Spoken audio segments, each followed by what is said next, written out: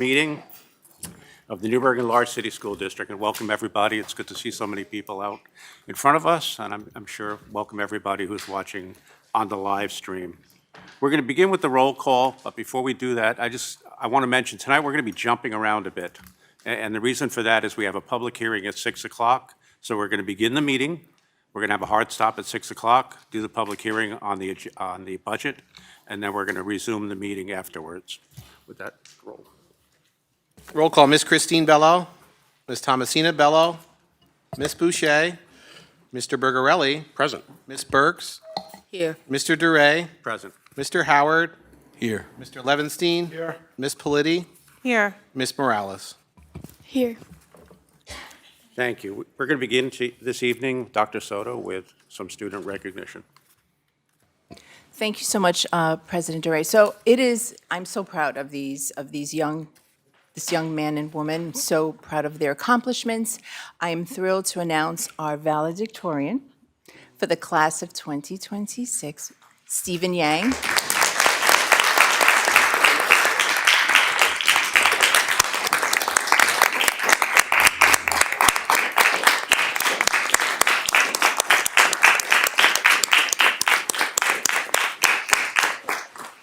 I'm just going to embarrass you a little bit, if that's okay. So, as the valedictorian of the class of 2026, Stephen Yang has reached the pinnacle of academic success at NFA main campus. His journey through the district has been marked by relentless pursuit of excellence, both in the classroom and on water. You're a swimmer, that's wonderful. So Stephen's time at NFA has been defined by his commitment to the crew team, where he balanced the physical demands of rowing with the rigorous course load, his ability to maintain the highest GPA in his class while participating in demanding varsity sport speaks to his exceptional discipline and time management skills. Beyond the boathouse, Stephen has been a standout scholar, consistently pushing himself through advanced coursework and serving as a role model for his peers. His dedication to his studies has earned him the prestigious title of valedictorian, a reflection of years of hard work and intellectual curiosity. This fall, Stephen will be heading to Binghamton University, where he plans to major in mechanical engineering.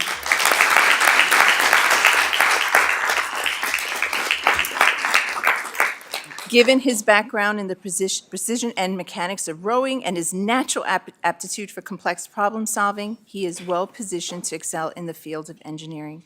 We look forward to seeing the innovative solutions Stephen will bring to the engineering world in the near future. Thank you. Stephen, can you FaceTime your parents? Because I know they wanted to be part of this. Can you FaceTime them? I actually should have asked him to do that while I was reading, but they'll... No.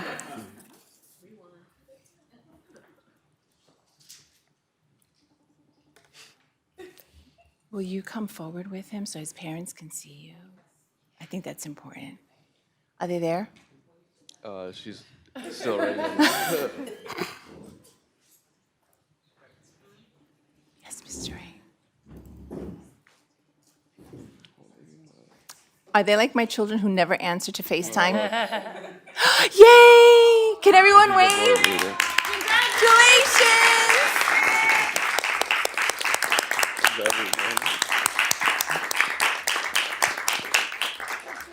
You have an exceptional young man there. You must be so proud. Thank you. There's our superintendent and the president as well. They're going to take some photos with your son. Thank you so much. We enjoyed having him. Thank you for lending us to, thank you. All right, thank you. You take a pic.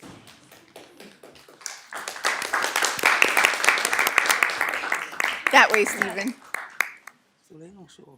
Oh, you hear her talking? Yeah, she's talking. Bello and who's... Is Madison here? Is Madison here? I wonder. Good. Yes, that's exactly what I wanted. Perfect. Oh, both of his parents are there. Oh, yeah. That's so cool.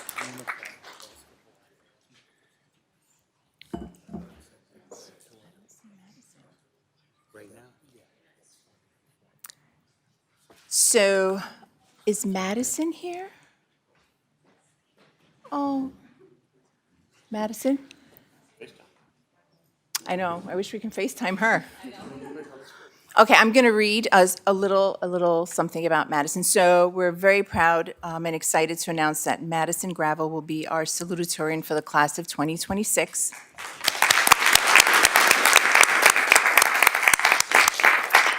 So Madison is a dedicated scholar and leader whose journey through Newburgh schools from Fostertown Elementary to South Middle School and NFA campus has been defined by a deep passion for the arts, athletics, and service. Madison's resume is a testament to her versatility. On the field, she has played 5 years of varsity softball and spent 4 years as a stat girl for varsity boys wrestling, in addition to 2 years of varsity volleyball. Wow. Her leadership shines just as brightly in the fine arts as the president of Madrigals and vice president of the Tri-M Music Honor Society. She has participated in 8 NFA Music Department concerts as a singer and even performed a piano solo at a recital. An inductee of the National, Spanish, New York State Science, and Tri-M Honor Societies, Madison balances her academic excellence with significant community contributions. She has volunteered her time at Newburgh softball clinics, helped with Greater Newburgh Symphony Orchestra setups, and provide lighting assistance for our NFA stage crew. Looking ahead, Madison will attend SUNY New Paltz to study communication sciences and disorders. Inspired by her favorite class, AP Physics, with Mr. Kenny, and the mentorship of Mr. Sweats, who taught her the value of passion and fostering a supportive environment, she dreams of becoming a speech-language pathologist. Wow, human resources, keep her name in mind. Her goal is to help others gain the confidence to be heard. Exceptional.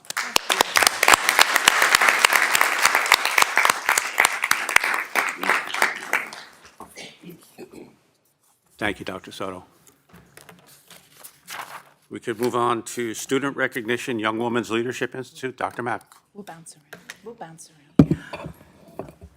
Thank you. Good evening, everyone. I would like to invite up Ms. St. Louis, our Director of Humanities, who will provide some more information about the Young Women's Leadership Institute.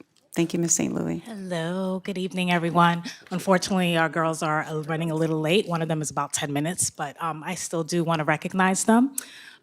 So first of all, good evening to everyone. I want to take a moment before we recognize our students, just to thank Dr. Manning Campbell and all of the members of our executive cabinet by continuing to create opportunities that expand our students' voices, leadership, and sense of purpose beyond the classroom.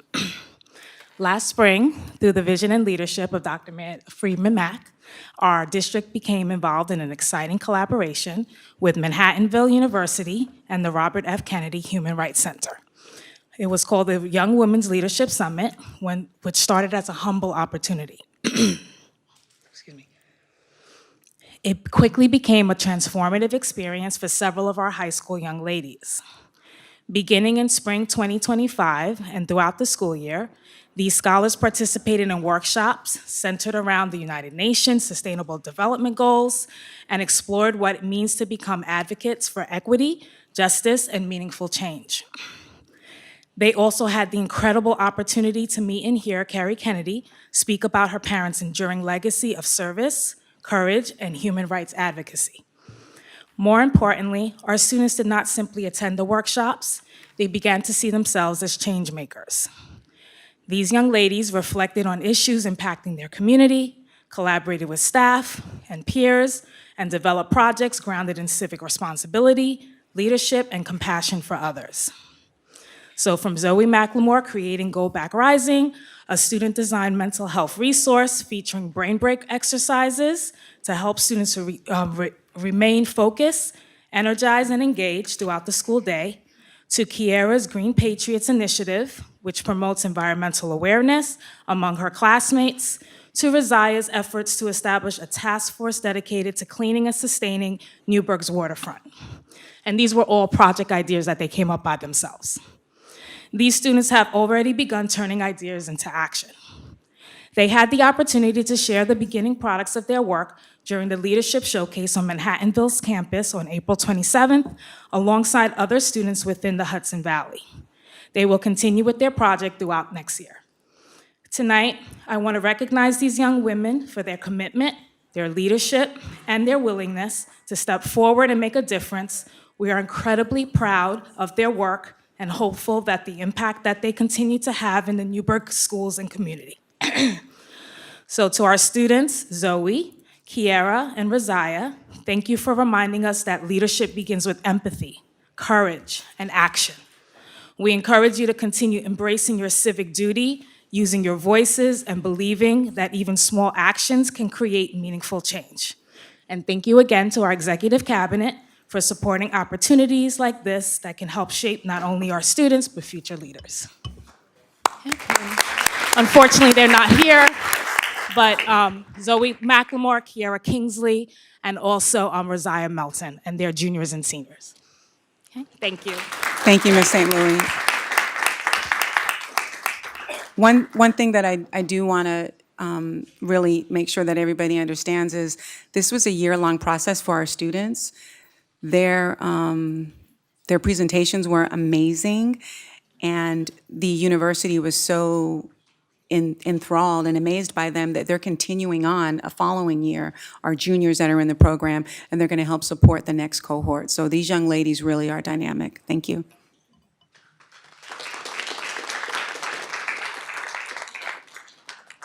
Thank you. Moving on, I was not the valedictorian, so I didn't realize 1.3 is after 1.2. So we're going to go back to 1.3, student recognition. Dr. Soto. President DeRay, you did say we were going to jump around, so you're keeping to your word. Right.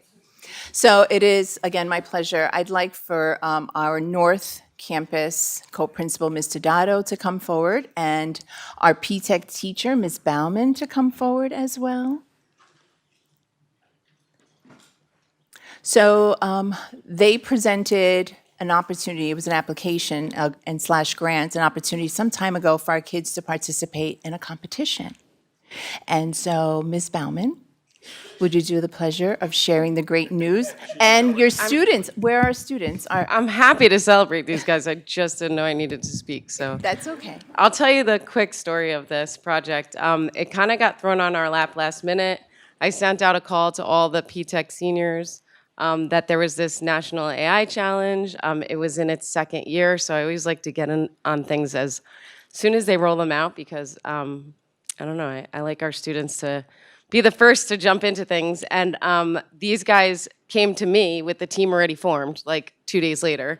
They had to come up with study a profession, and then come up with an AI solution, AI optimization solution, which I'm sure they could talk about circles around me about what they did, but they ended up speaking with Mr. Howard Weiland, who runs the entire PT for Bon Secours Medical Center, and he reached out to his team and had a meeting with them about what they thought they would need from AI solutions, and these guys just took that idea and ran with it in an amazing way. And then we're one of the top 10 teams in the country. So, yeah.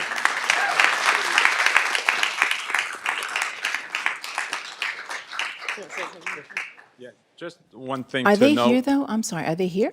Yeah, we're Oh, here. please bring We're them here. forward. Absolutely, So please just bring them forward. one thing to note, Ms. Bauman said it best, yes, and top in the country, that's one thing to say, but it takes work to do that, and it takes a lot of commitment. So our students have really shown that that is the key to anything we do, right? So it might be the best in the country and the top 10 in the country. It's because of what they did. And they really earned this. So it takes a lot like this. They can talk circles around us when it comes to this. So congratulations to all of you. And really the community needs to know that, again, I always stress it takes a lot of work in order to do this and commitment. It just does not just happen overnight. And thank you to Ms. Bauman for, yes, let's, come on up. So I just want to introduce these guys. So this is Leslie Trinidad and Emily Pham. You guys should stand up and spin around. Eric Amaya, Yahir Rosas, and Aaron Villano, and they are all graduating also this year.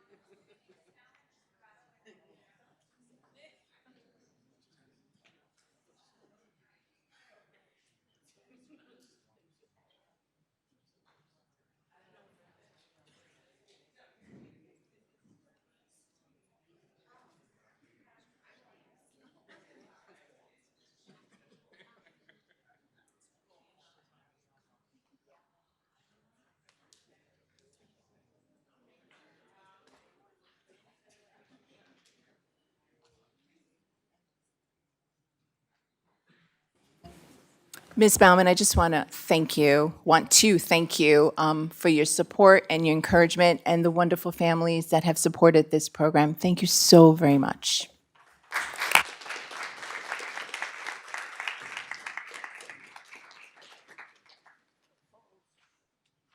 Thank you. We are at 1.5 as a vaping presentation. Bless you.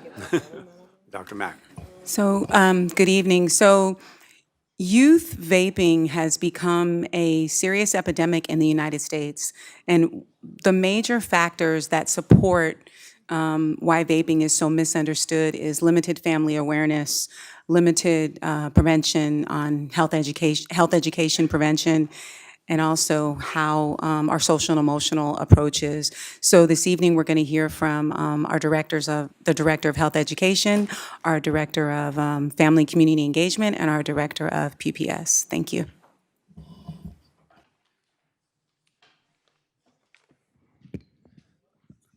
First, I'd like to thank Dr. Manning Campbell and the board for giving us this opportunity. This is a very important topic to not only the three of us, but the district. So we're going to get started because I know we're under a time crunch. But good evening. My name is Chris Solomon, and I have the pleasure of being the Director of Physical Education and Health for the district. I'm here tonight to present with my colleagues, Ms. Pamela Peterson and Mr. Michael Jernigans, about what preventative measures we are taking as a district to combat vaping, not only in our schools, but in our community. This topic, like I said, is very important to us, and we're trying to tackle it from many different angles. We all know the saying, it takes a village, and that's really how we're approaching this topic and many topics in our district. Next slide, please. So tonight's presentation is broken down into 3 sections.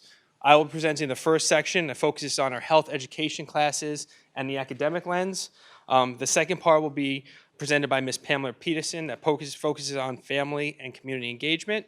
And then the final part will be presented by Mr. Jernigans that will focus on the pupil personnel department and all the wonderful things they're doing in the district.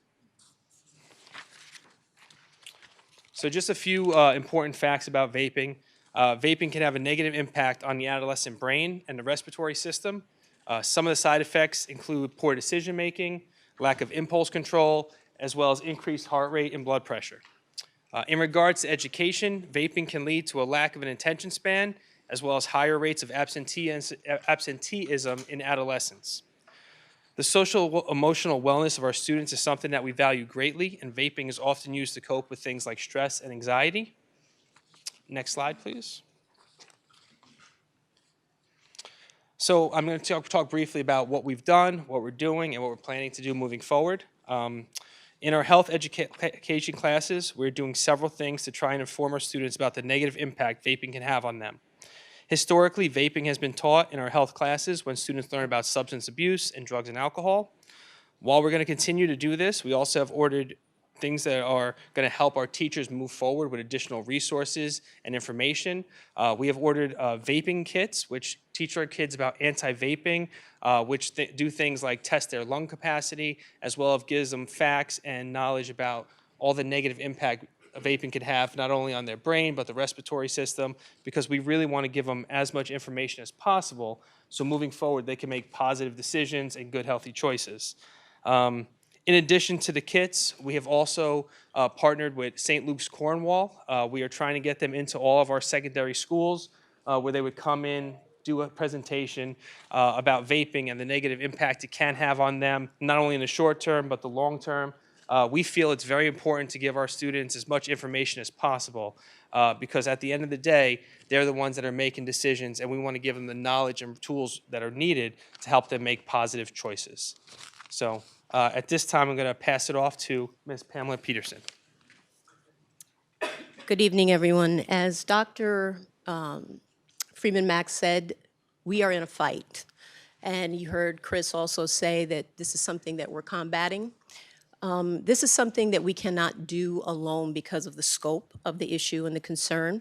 So I'm so glad that we have so many of our community partners and our families involved with this as well, because we're going to need their partnership if we're going to be successful in defeating this issue. So I want to talk to you a little bit about the work that FACE has been doing around vaping. What you see here is the work of our parent coordinator for secondary for high school. As you can see, he has done parent education for our parents, caregivers, and families by doing a March 5th Let's Clear the Air anti-vaping parent workshop. If you look, you can see that we are partnering strongly with Team Newburgh Coalition, ADAC, and the National Guard Drug Task Force.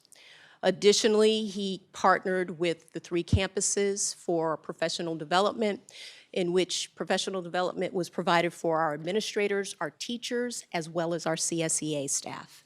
And then he has also been working to support our students. As Chris said, we need to help our young people make really good choices. So he's been making sure that he's also educating our students at the high school level.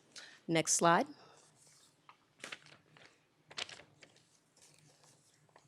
So this is what we're currently working on in FACE. We have another parent workshop that is coming up on May 30th at South Middle School. And this is not just for South Middle School, it's across the district for our middle schools. And then additionally, we're working on a really cute initiative that's called the Prom Postcard Initiative.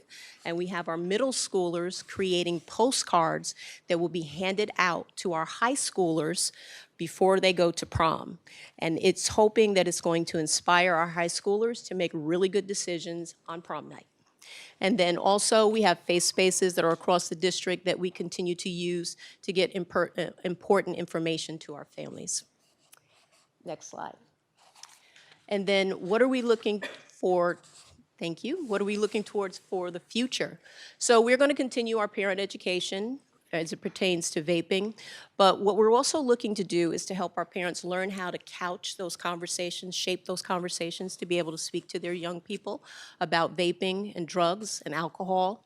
Additionally, what we are looking to do is bring in a program that will address the issue at the 4th and 5th grade level. It's called the Peachy program, and it's a mascot program where Peachy, the elephant, comes in and goes through scenarios, teaching our kids how to make good decisions and resist peer pressure. And then lastly, we are going to continue to utilize our face spaces. We're also going to be doing more tabling in the community as well as in the schools. And then we're also hoping to be able to put information on the FACE webpage. Thank you.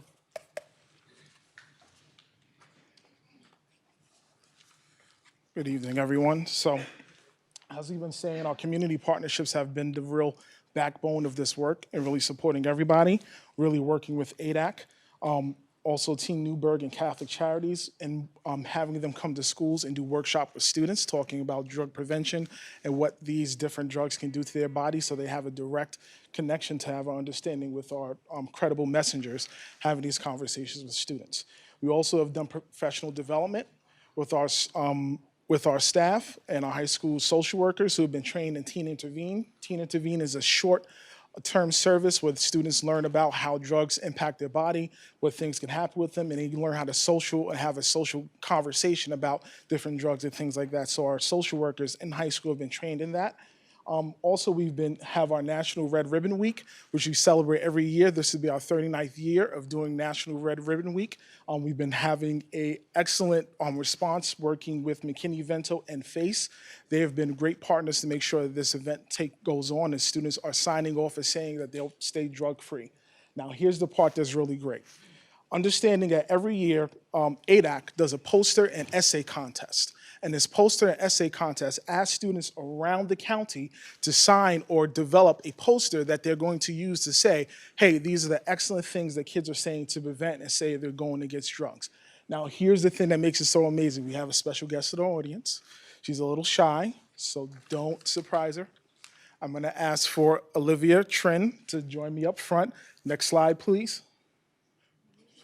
Olivia Trin won the Drug Council poster contest for Orange County.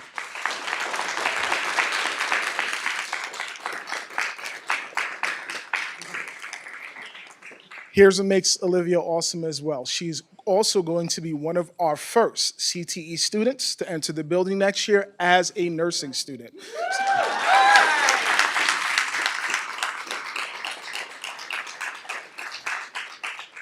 But here's the thing that's really awesome about that. Next slide, please. Newburgh likes to do it really big. Here we also have Ryan Yoon, Zoe Patterson, Rashad Roberts, and Sonia Santiago Astudio. If you're in the audience, please join me up front as well. Come on, guys, you come on down.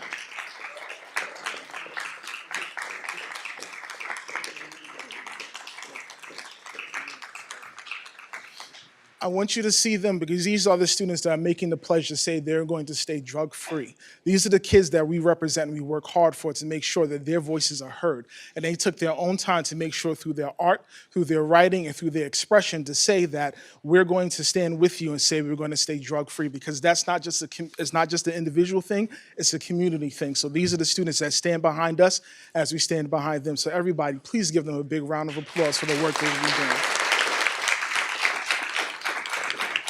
Take a seat. I'm not going to hold you any longer. Good job. They're going to probably have you take pictures in a minute. So, next slide, please. Along with that, we also want to talk about some of the things that we're doing currently. So, in the 24-25 school year, we started a program called Education Life Skills Pilot, and it was at Heritage Middle School. Particularly the program, what it does is that it recognizes I want to say, fracture that the student might have in a school building that might cause a disruption. And what they can do is that they take an online academic service to say, hey, what's some better choices you can make? After they take that online survey and an online academics session, they're able to sit down with a school council and talk about why they made those decisions and how they can make better choices. So we're working on to make sure that this is a way that we have for intervention and something that we have to do a prevention from just suspending students. So I'm working to go a little faster so we can do this in time as well. So professional development, we've also had our school counselors trained in free, safe talk about suicide prevention, understanding that that the use of drugs and alcohol is a social emotional connection. Students are feeling isolated and not hearing and feeling disconnected, and these supports to know how they can feel more connected to people and feel more open about speaking about that as well. Also, ADAC is providing direct support in our suspension program. They'll be going with our students and working with our social workers to directly talk to our students about how we can do supports and how we can do what's called a soft handoff and have students return back to school. And in 2 weeks' time, after they return back to school, still receive supports to make sure that transition they make back into school is excellent. Student activities as well. Also, please give a big shout out to Newburgh because we will be hosting Red Ribbon Week for this October 2026. We have tons of exciting events and things going on in our school community that we want to make sure that everybody is connected with. We have a lot of surprises, so we're hoping that you'll be ready for that and be part of those activities. Next slide, please, and I'm going to go through this as quick as possible. So student support services, what are we still doing next? We're going to expand the life skills program to all schools, particularly the middle school and high school, so students have the opportunity to not just go through suspension, but learn about the activities that can support them. Staff training, we're also looking to make sure that all staff are trauma-informed and have an understanding of that something's not wrong with students, something happened to students, and making sure that we look at what happened to them to support them with the better choices that they can make. Also, we are really excited about having an education council that will be part of next year as well, and be an excellent portion to our school where we're going to have students be part of this to really make the decisions of how we're going to support and stay drug-free in our school district. And that's what we're doing so far in our school district. Everybody, please give our students a round of applause, and thank you, kids, for coming out. Thank you very much.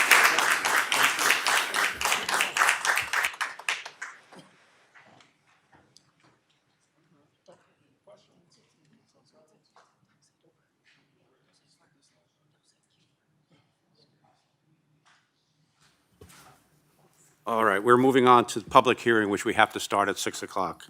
And that's for the NECSD budget, and Ms. Roaring will be presenting. After this, if we have to do pictures or students are still here, we would love to do that. Good evening. Thank you, President Duray. So tonight we're going to present for the budget hearing for the 26-27 proposed budget. If you could go to the next slide, please. So in our first chart here, you'll see that our budget-to-budget increase is proposed to be 3.9%. In the bottom chart, you'll also see that our proposed tax levy has 0% increase for next year. Next slide, please. Our proposed tax levy for 26-27 remains flat at $113,611,615. Next slide, please. In this chart, we're looking at something different this year. We are looking at the Newburgh and Large City School District tax levy increases as compared to the statewide average tax levy increases, and going back about 6 years. You can see at the bottom, the cumulative total for those first 6 years is 2.48% tax levy increase for Newburgh and Large City School District. And in the right-hand column, you'll see that that total is more than 13%. So statewide, the average has gone up about 10.71% more than the tax levy has in Newburgh. Next slide, please. I think it's also important to understand that your tax bill is based on 3 variables. The first variable is the assessed value of your property. That is determined by your city or town assessor. The second value is the equalization rate, and that is determined by the New York State Department of Tax and Finance, Office of Real Property Services. And the third variable is the tax rate, which is determined by the Board of Education voter-approved tax levy. The equalization rate is something that's elusive. That is a rate that is determined by the New York State Department of Tax and Finance, and it considers the percentage of fair market value the property is assessed at for each municipality. For those municipalities who reassess every year, you'll see that they have a 100% equalization rate, and for those that do not, you'll see that equalization move towards 0, depending on how many years they have not reassessed. Next slide, please. So here we're going to look at the tax rate and the equalization rate by municipality. And we're comparing 23-24, which was our tax levy of $110,864,396, versus 26-27, which has a proposed levy of $113,611,615. You'll see here that the tax rate actually has gone down for between those years, and that is attributed to the assessed value. That is also reflected in the decrease in the equalization rate. Only the city of Newburgh has consistently reassessed the properties, and they remain at 100% equalization rate. Next slide, please. Here, if we look at 23-24, which was the year prior to our tax levy increase in 24-25, you'll see that the estimated bill for a house assessed at $300,000 was just under $4,440, and for a house estimated or assessed, at $500,000, it was estimated just under $7,400. Next slide, please. When we look at the estimated taxes for 26-27, you'll see that the estimated tax bill for a house assessed at $300,000 is about $3,861, and for a house assessed at $500,000 is about $6,435. Next slide, please. And this 2 charts, you'll see a comparison of 23-24 versus 26-27. And you can see that the 23-24 estimated bill was that $4,440, and the estimated bill for a house assessed at $300,000 next year at this time is $3,861, which is actually a decrease in your tax bill. And similarly, in the bottom table, you'll see the same thing for a property assessed at $500,000. Next slide, please. Here we're looking at our sources of revenue compared current year to proposed for 26-27. And you'll see that our state sources of revenue are going up just over $14 million. That is largely driven by our expense-based aid, and we'll look at that in more detail in the next slide. You'll also see that we have a slight increase in our federal resources and our local resources as well, which is primarily driven by our refund of prior year estimate. And then at the bottom, you'll see a decrease in our use of appropriated fund balance with an increase in our use of appropriated reserves. This still acknowledges the board's intention of reducing reliance on one-time funds by 5% each year. Our proposed budget is $14,816,685 more than the current year. Next slide, please. Here is the state aid chart in detail. You'll see the lines of each area that we get aid from the state, and you'll notice in the middle that we have our BOE Special Services, Transportation and Building Aid driving that aid increase. At the bottom, you'll see our categorical aids for instructional materials, and each of those is decreasing, and that is a direct result of our decrease in enrollment. Next slide, please. Here we have miscellaneous sources of revenue, starting with our payments in lieu of taxes at just over $2.1 million. Our utility tax has remained relatively constant at $3.4 million.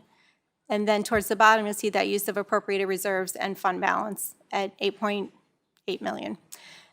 For that total, just under $20 million. Next slide, please. Here's our three-part budget. We presented this with the proposed budget several weeks ago, and you'll see once again that the largest share of our budget is program, as it should be, because that's what's focused on our students' needs and supports and their instructional delivery. We also have the administration category, which provides district-wide supports, and our capital is a composition of our operations and maintenance departments, which includes all of our utility expenditures, as well as our debt service.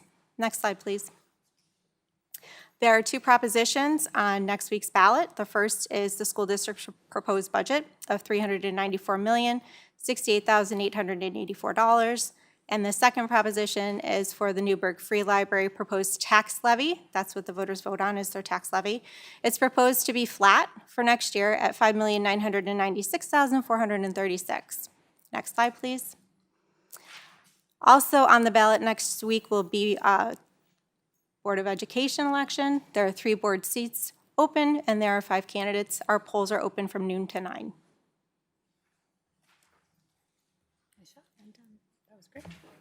Thank you, Ms. Rory. Okay, at this time, the floor is open. Anybody who would like to stand up?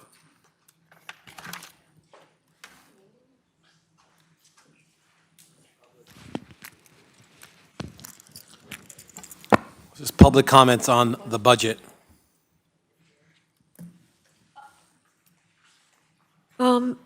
Sorry.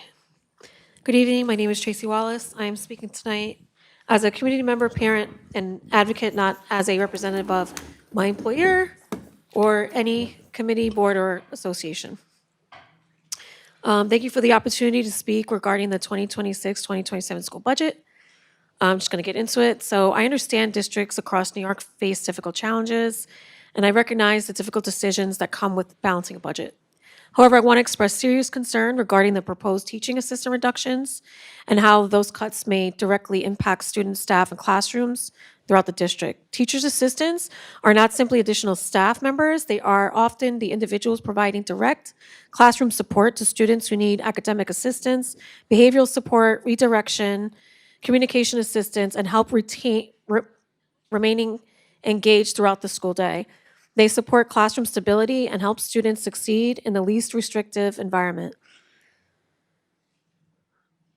When support staff are reduced, the effects are immediate. Teachers are expected to manage more responsibilities with fewer supports. Students who need additional attention may struggle academically, socially, or behaviorally. Families already concerned about classroom support, discipline, attendance, and student outcomes become even more worried about whether their children's needs can realistically be met. Additionally, I asked the district to continue strengthening academic and behavioral intervention and after-school and before-school support programs. Families are struggling. Some parents work multiple jobs. Some face transportation barriers, and some may not fully understand the curriculum or may experience language barriers themselves. These programs or additional programs should remain accessible to all students, including students who need additional educational support outside of the regular school day.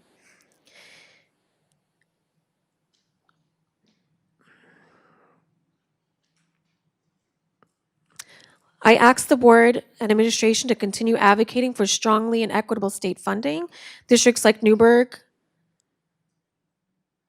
I'm not gonna say that one. Our students deserve classrooms that are adequately staffed and equipped to support both academic achievement and student well-being. I respectfully ask the board to carefully reconsider reductions that may negatively impact direct student support and continue engaging the community in transparent conversations about solutions moving forward. I wanted to also address the additional staffing positions. There were 3 staffing positions for exceptional learners and 1 custodian addition to that staffing. I'm hearing concerns that there's not enough psychological and social worker support in buildings where children that have IEPs that need psychological support are limited. I'm hearing that students that do not have IEPs that need psychological support can't get the support because the psychologists are helping the kids that have IEPs and 504s. I understand that we're going through an assessment with the exceptional learners, but my heart also goes out to the students that are not classified. And for those students, I'm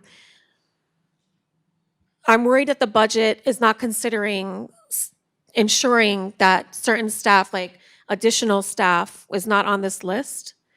Also vacancies. There was another list of vacancies and whether those were going to be filled. What was the other? And my confusion is, I understand the CTE building has needs. I understand the classroom sizes got smaller, but our academic interventions and behavioral interventions have not changed. So the students are still needing support, whether it's COVID, whether it's for whatever reason. We have to really look at our demographics as far as who's succeeding where, and where do we need to see a change in those numbers, especially in graduation rates, especially in academic and what they're getting on the state test and examining that, and where we are in Newburgh. And so I oftentimes compare us to other larger schools in our area and how they're getting support. So I just want to, just again, address all the issues for all of the students, not just the exceptional learners, but to ensure that we have staffing that can adequately address all the students. And a lot of times when I go to, for example, Meadow Hill is a good example, because my son, he has a 504 and he's really quiet. I have 4 kids, but my youngest, he's really quiet. And there was no academic AIS math support for 6th grade. Now that's an entire 6th grade for Meadow Hill that didn't get that. He was lucky enough, he was failing. And all of a sudden he was failing, and I got an email saying he's failing. I'm like, I didn't get an email between. Was he missing anything? What was going on? He's really quiet. But if they had AIS support, I was told he would have been eligible for that, and he would have received it. Luckily, we have a great after-school program in Meadow Hill where he's able to get the one-on-one support, but it's after school, and he takes the late bus home, which is fine. But because he's getting that one-on-one support. But even the AIS, like ensuring that every student that needs AIS is able to go into those circles. And for the families that don't know what it is and see their kids struggling, do they know to ask for that support? And so I just want to make sure our budget is included in the staff we need. I understand we need CTE staff, but we also don't want to reduce the importance of the staffing that is needed within our schools that we have here. So that's my concern for the budget. And I'm hoping that, maybe it's probably too late to look that over, but I was hoping that we can have some kind of more transparency in where would we get that funding if we need additional supports? If it's not in this budget, do we get it from reserves? Like, where would we get that from? And what would that look like projecting if you see a need and it's not in the budget? So that is also my concern. Thank you. Anyone else for public comment? Yes, sir. Come up.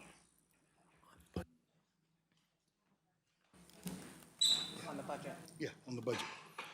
Mr. Grant, this is on the budget. Correct, Okay. on the budget. Okay.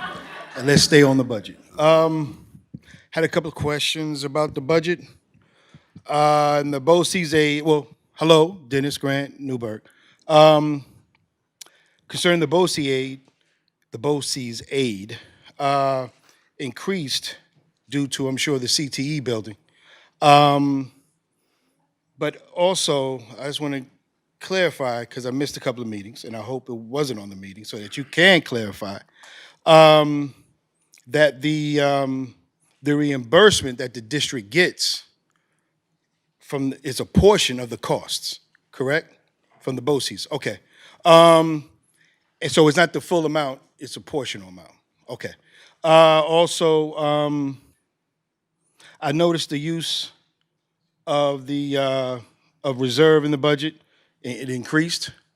Went from 1.24 million to 5.05 million. What was the cause of that exactly? Also, use of okay, I could say that. I didn't hear a lot of people talk, so I may be redundant. Oh, hey, okay. I didn't know you were there. Okay, so I'll just lean this way. As far as the district using the reserve temporarily, temporal balance, man, I just wrote this. I didn't even read it.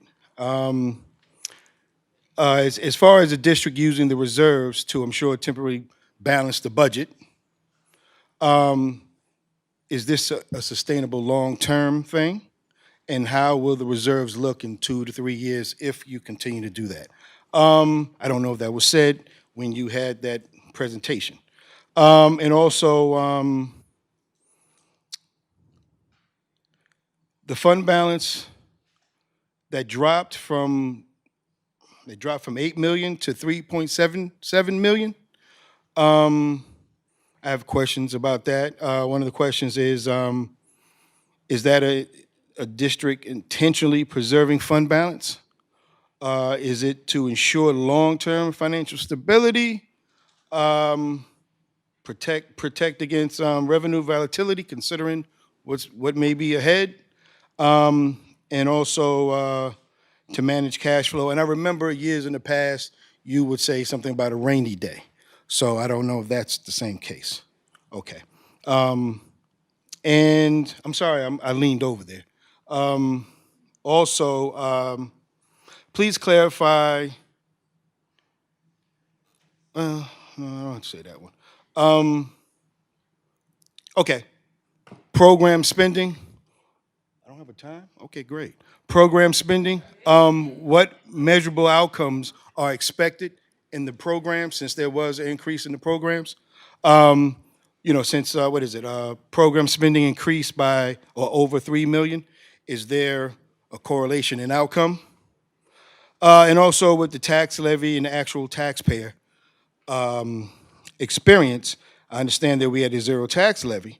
At the same time, I saw that it stated, what was that, equalization rate? But in the presentation or around, was it stated that, so people can understand for transparency, that just because the district is at a zero tax levy doesn't mean that your property taxes won't go up, okay? Because of assessments. Was that expressed? I know you did that. And also too, in short, what's the percentage of the budget directly reaching the classrooms and students? And simply put, what are taxpayers getting academically for a nearly $400 million budget? So thank you for listening, and I'll be back. All right. Thank you, Mr. Grant. Anyone else? Public comments on the budget?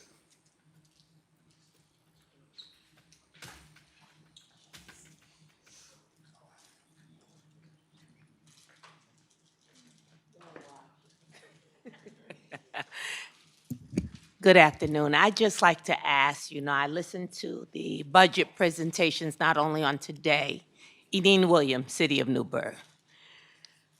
As a retired attendance teacher,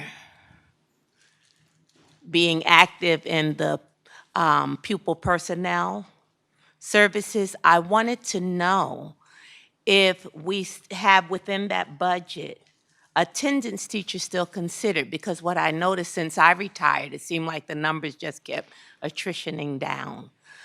We know that attendance is a major concern for our students today. And if they're not in the classroom, they cannot access the beauty of being educated and the value of it. So I just wanted to ask that. I know that, when I retired, and from what I understand, there's been additional social workers, that have been added, but I haven't heard anything with regard to attendance teachers. Thank you. Thank you. Anyone else? Public comment on the budget? Board members, any questions?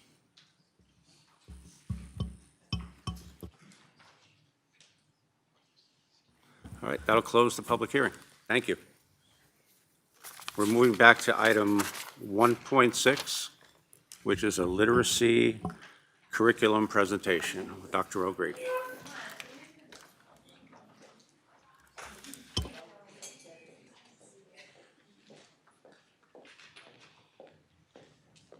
Don't be shy. Good evening and thank you, Dr. Manning Campbell, Board of Education, and specifically thank you to Ms. Politi, who leads our curriculum committee. Tonight we are sharing the results of our elementary ELA pilot and the process that led to our curriculum recommendation. This work did not happen by accident. When Dr. Manning Campbell returned as superintendent, one of her immediate priorities was ensuring that decisions affecting our students and teachers were made transparently, collaboratively, and with a sense of urgency. What you will see tonight reflects Dr. Manning Campbell's commitment. Next slide, please.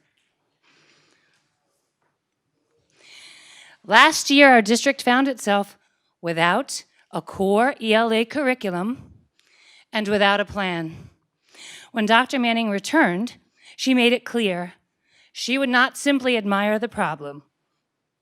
We would not simply replace one program with another.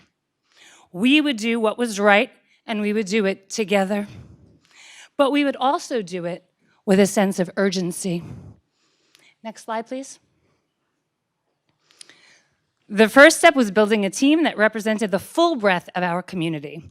Classroom teachers, instructional coaches, special education staff, bilingual staff, building leaders, and community members.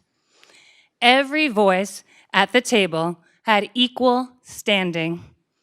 That was intentional, and once again, a reflection of how our superintendent leads and serves collaboratively. Next slide, please. Because we were working against time, the process had to move quickly, but without cutting corners. From October through April, the team met regularly. We observed classrooms, reviewed materials, and asked hard questions. The timeline was tight. The work was serious, but we did it together. And to talk a little bit more about the process, we have some teachers here. So Ms. Takaraki, if you could come up, and this is their experience with the process. I did not write this. Good evening, and thank you for the opportunity to teach any of your students in this wonderful district. I appreciate that. I also appreciate the opportunity to be part of this ELA exploration committee. We were able to get together with a variety of teachers from different schools in Newburgh, and also collaborate with other peers that we worked with at our schools, teachers, teaching assistants, and so forth. We had presentations in this very room from all of the different representatives who told us about their programs, their materials, what it would offer, and we looked at all the components of each program and what things would work for us, what things would not work for us. And as Dr. O'Grady said, a real collaborative effort. After that, we had several meetings to discuss what the results were and what we thought about each program, and then we narrowed it down to 3 programs. We were able to evaluate them and see which might be the best to meet the needs of our students. After that, the piloting program, teachers had volunteered to actually present lessons from the programs that we had explored.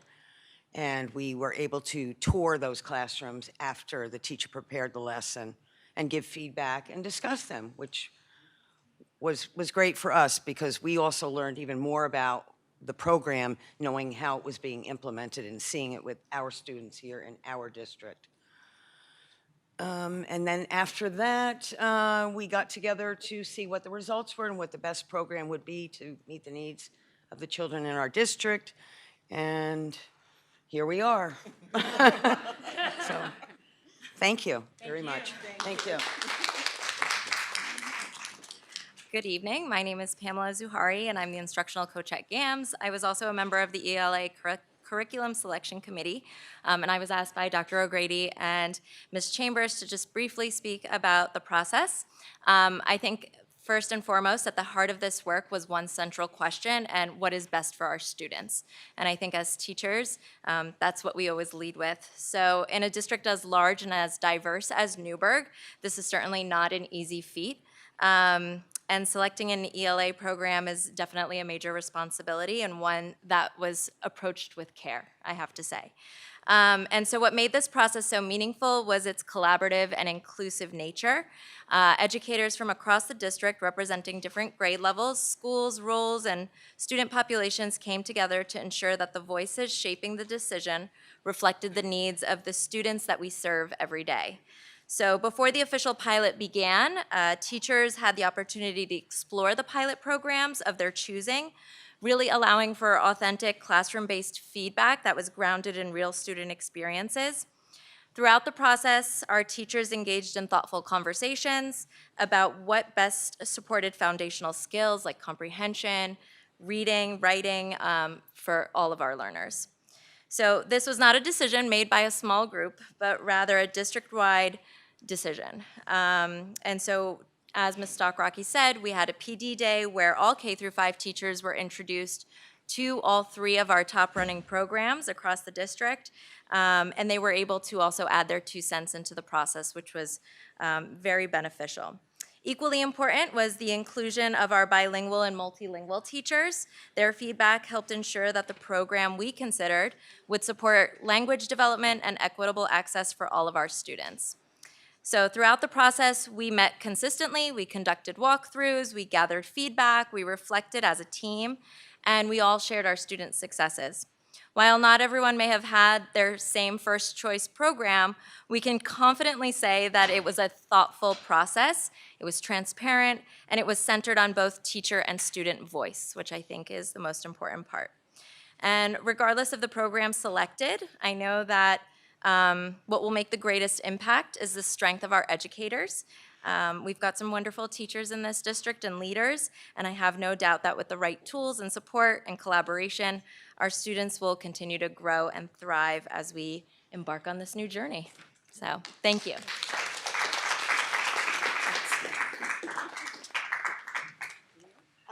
If we could change the slide, please. So I'll jump in for a second. So, good evening, everyone. Thank you, Dr. Campbell, distinguished board members, and our executive committee. My name is Julie Chambers.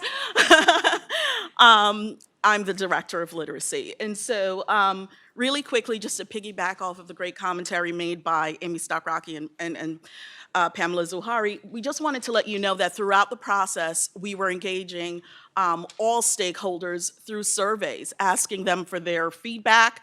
In addition, every program piloted provided ongoing support for teachers to make sure that the implementation was effective and making sure that we were meeting the needs of our students. While we were piloting, we were providing proper instruction in an ongoing way. So instruction did not pause during the pilot process.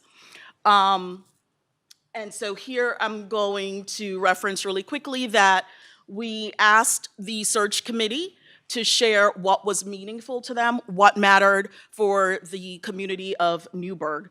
And this was just some of the general feedback. Next slide.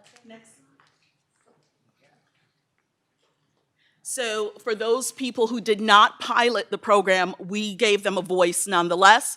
And this is the feedback that's reflecting that on the 18th, as Pamela mentioned, all teachers at the elementary level were able to view the presentation from all 3 curriculum being piloted and give their feedback based on those presentations. Good evening, Dr. Chastity Martinez Morales, Director of Language Acquisition. And as my colleague said, the process was very meaningful because multilingual teachers were included.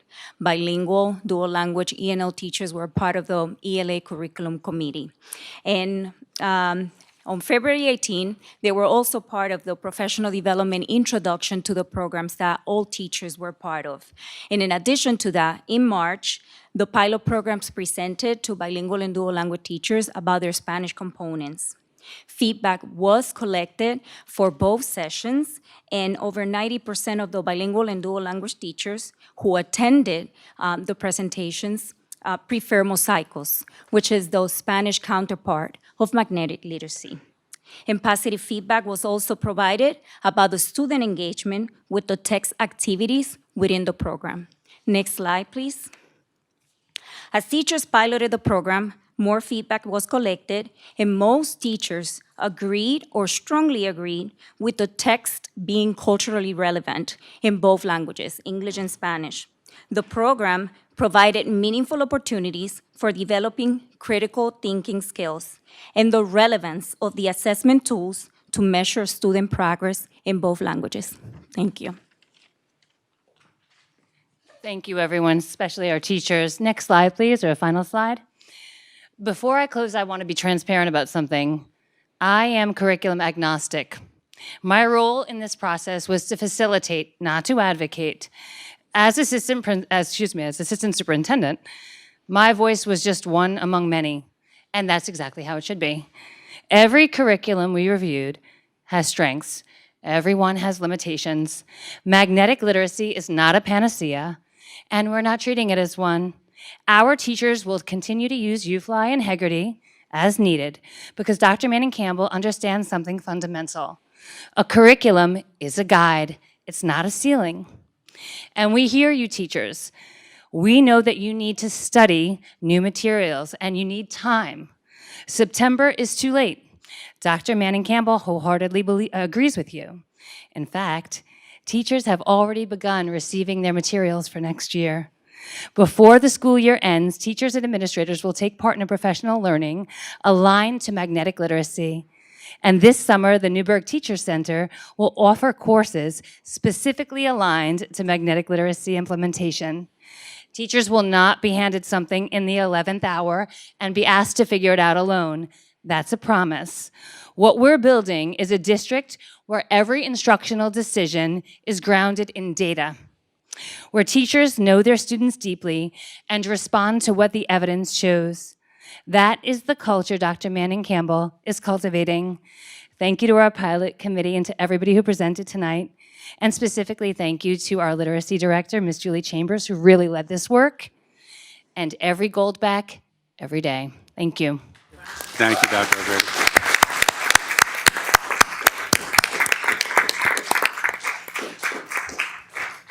Board members, any questions? Mr. Levinstein, please. So a question I'm not clear.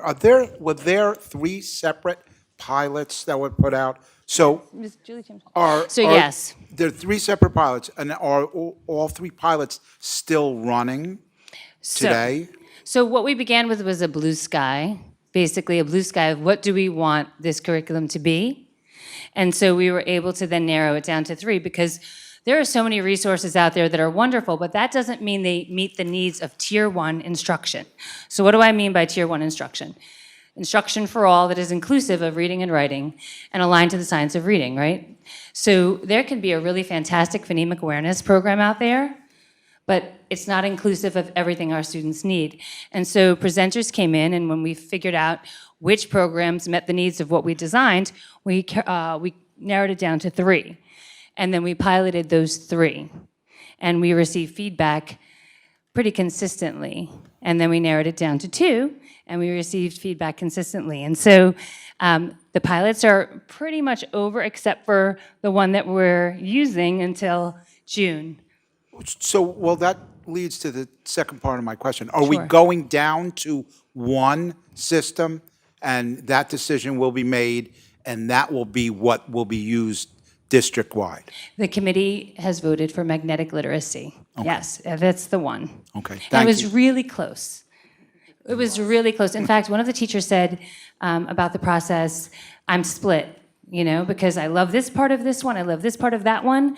And she said, we didn't end up with the curriculum that I actually voted for, but I love the process, and I feel included, and I still love what we chose. Thank you very much. Thank you. Ms. Boucher.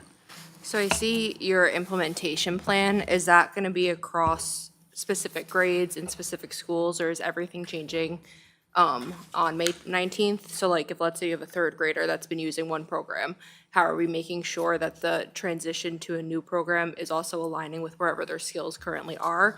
And then how are we tracking in this implementation if this is working and if the data is aligning with Feel free to success of jump the in. students? So we have myriad means of tracking the data. Some already exist. This is very much aligned to the iReady diagnostics that we're using, but we have other forms of data collection, obviously, right? So this really begins in September. Okay. So a pilot is a short-term program. It's sort of a low-risk, low-cost way of seeing if we like something, right? I mean, that's the idea of a pilot. And so what we want to do, what is most important to the superintendent, what is most important to us as a team, is to ensure that we are providing professional learning before we ask teachers to implement something, because often what happens is we implement something poorly in schools across the nation, and then we blame the product because we didn't skill our folks up enough, right? We heard our teachers. They say they get things too late sometimes. So we are doing our best to make sure that they have everything they need now and over the summer so that they can hit the ground running. Also, I mean, we're going to be honest about this. There are going to be kinks, right, in the first year. That happens with implementation. And we know that implementation science tells us minimally 3 to 5 years is when we start to see something working fluidly as it's meant to be working. Anything else to add, Ms. Chambers? Thank you. Any other questions? Oh, and the materials are over there, folks. Good. All right. That was painless. Thank you.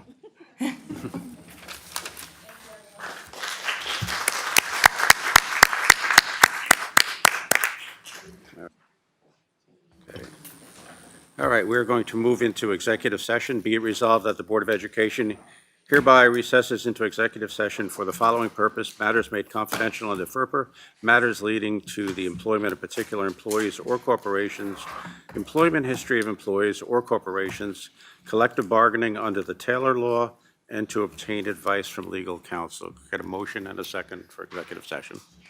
So moved. Second. Thank you. Roll call, Ms. Boucher. Yes. Mr. Bergarelli. Yes. Ms. Burks. Yes. Mr. Duray. Yes. Mr. Howard. Mr. Levenstein. Yes. Ms. Politi. Yes. Thank you, Win. All right, we're back in public session. Thank you for your patience. We're going to go to the Pledge of Allegiance, led tonight by Mr. Bergarelli. I pledge allegiance to the flag of the United States of America and to the republic for which it stands, one nation, under God, indivisible, with liberty and justice for all. Please remain standing for a moment. Thank you. Thank you, Mr. Bergarelli. Before we move into public comment, I just wanted to share a couple of thoughts, if I could. We've been having some very, very good weeks, and we had one last week. It had a lot to do with our CTE building. On Wednesday, I believe it was, there was a CTE assembly. We had over 400 students from every high school in the auditorium at Maine. It was a fantastic presentation. Mr. Dotto, Dr. Soto, Dr. Manning. No, not yet with that. Not yet with that. So that was the beginning of the CTE program. And just getting these kids involved, and they got involved in doing a mantra. They were broken up into groups. I will tell you the enthusiasm in the room, if you had to grade it on 1 to 10, with 10 being the best, it was probably at around a 20. It was just such an enthusiastic group of kids. Friday Night Lights, call to action, which happened after a tragedy way back at the beginning of the school year. We had 75-plus kids on Friday night, and that's a credit to the community. Dr. Mack, our FACE team, just incredible work. And also, Jay Mady's back there, 200 kids signed up for swimming, 200 of our kids. It's incredible. Actually, I'm told the number's over 200, but I don't have a hard number on that. And then on Friday we had a tour of the CTE facility, and it's nearing completion, and it was a fantastic tour. I'm going to take a left turn here, and there was somebody on the tour that way back at the beginning of this school year wrote a letter to the editor that wasn't very complimentary of our district. And I did mention it at a meeting. And after that, I received a text from the person, one of our residents, saying, hey, maybe we should talk about this. And over the course of the last school year, he and I have communicated often. We eat lunch, we talk about politics, we talk about many different things. The lesson being, if you sit down with somebody who may appear adversarial and really have a discussion, you can do great things. The end result of that was I asked Dr. Manning last week, I said, hey, this is a person who accused us of not having any new classroom space, yet we built 133,000 square feet of classroom space. Either way, he was on the tour and he was impressed. And it was just nice to be able to take even one person from being a non-believer and a critic of the district to someone championing the district. So very proud of that. We had politicians there. We had the fire marshal, we had police, we had so many different agencies on this tour. And we got to see the culinary facility, which is incredible. We got to see the body shop, we got to see the cosmetology, science rooms. The people on the other side of the blue line, these are your tax dollars at work, and they are working. You have to see this facility, and I'm going to ask that we ensure that we have open houses for our teachers, for our support staff, also for the residents who help build this. So that's very, very important. Ultimately, it comes down to the customer. The customer is our students. So while I was on the tour, I couldn't imagine the joy that our kids would see when they walk into these rooms. And it turns out somebody videoed that earlier that morning, a group of our cosmetology students going into one of these rooms, and it's just a cell phone video. It's nothing special in terms of you're not going to find anything. But if you want to see joy, watch this.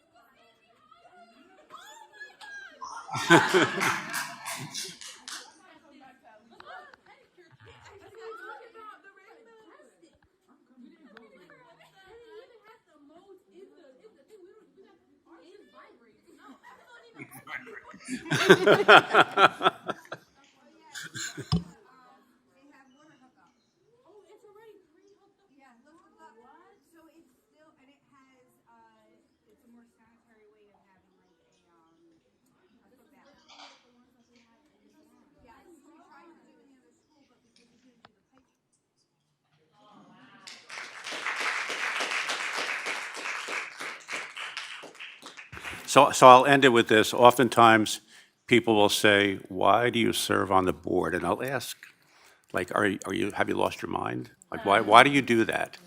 That video, I can speak for so many people on this board, that video, that's why we do it. We're going to move on.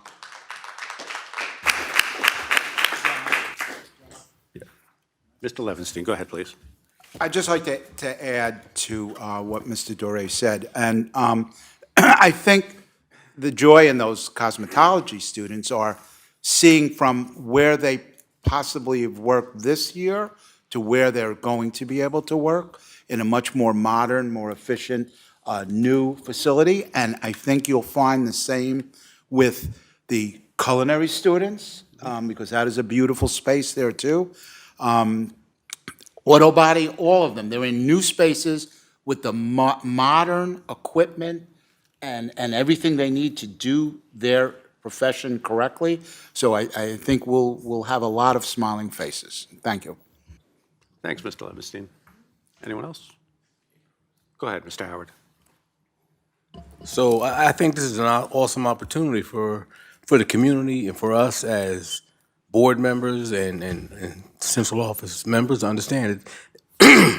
That's the reason why we're here. That's the purpose. You want that type of reaction from our scholars who are going to benefit from this, but also understanding our kids deserve this. Like I said, a lot of the facilities in the building, I graduated in 1980. Some of the facilities are the same that was in 1980. We're talking about over 45, 50 years ago. And to bring us into the new millennium for our children, for our future, is something that we all should be happy and proud of. But I think we should take an opportunity. We recently got calls or emails in regards to our athletic facilities. People need to know that we're having conversations. We are in the process of bringing our things up to speed. I think at times we keep things internal and we don't share out, and then people take advantage of an opportunity to try to take shots at us when we're actually talking about things and moving in that direction to upgrade our facilities. So I know we recently got the email in regards to our baseball fields and everything, but we've already been in conversations about that. But I think the public needs to know that instead of, sitting back and letting people take shots at us. Because we are trying to bring our children, our scholars into the new millennium. There's no reason why our children should not be in state-of-the-art facilities in everything that we do. And I think that's the direction that we're going in, and I want to let the public know that's what we're trying to do. Thank you, Mr. Howard. Anyone else?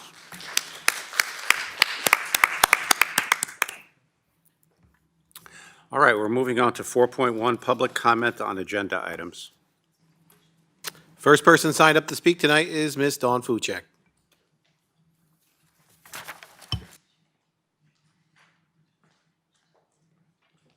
Good evening, Dawn Fuchek, Town of Newburgh.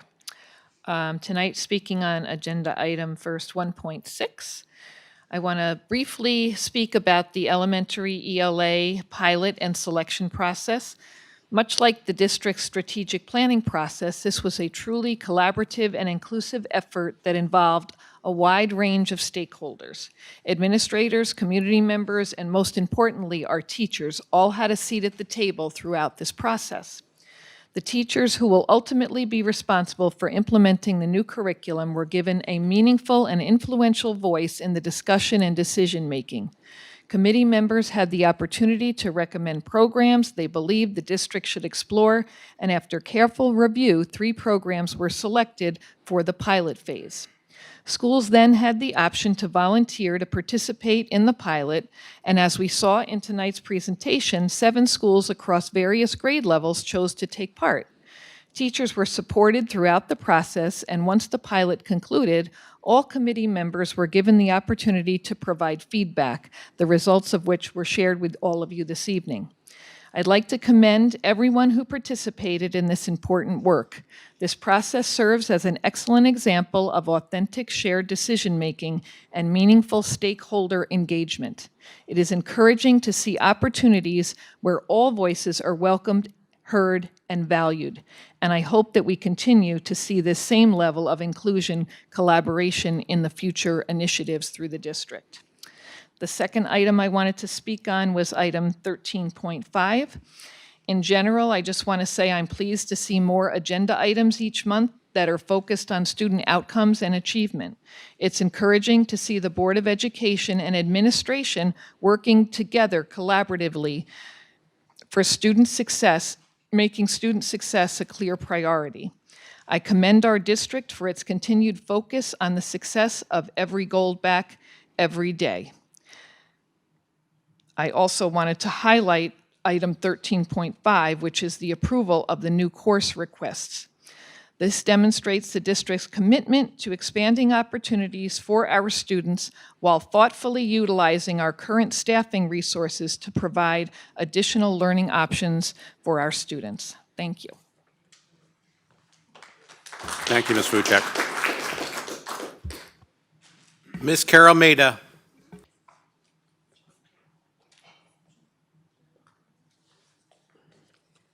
Good evening. Can you hear me? Does that work?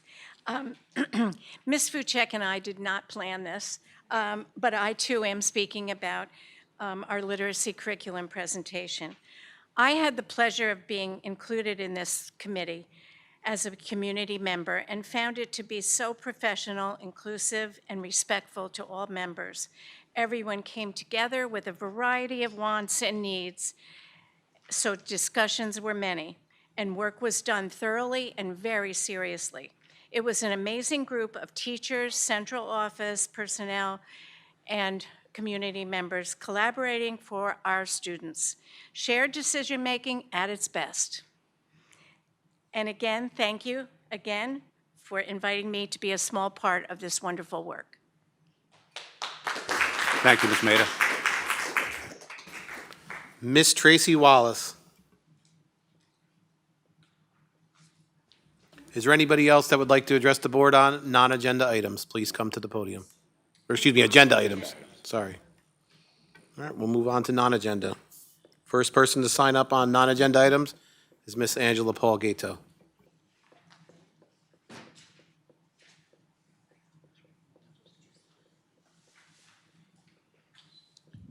Hi, I'm Angela Polghetto, resident in the town of Newburgh and business owner in the district of the city of Newburgh and having two kids, one kid now in the district. Diversity, representation, and open-mindedness are important for a healthy board of education. Having people with different races, genders, political views, and religions help the board make better decisions for the whole community. As people should not join the board with a personal agenda, board members should work together to improve the district, not try to remove leadership without clear explanation. Giving advice, feedbacks, and working together is more productive than creating division.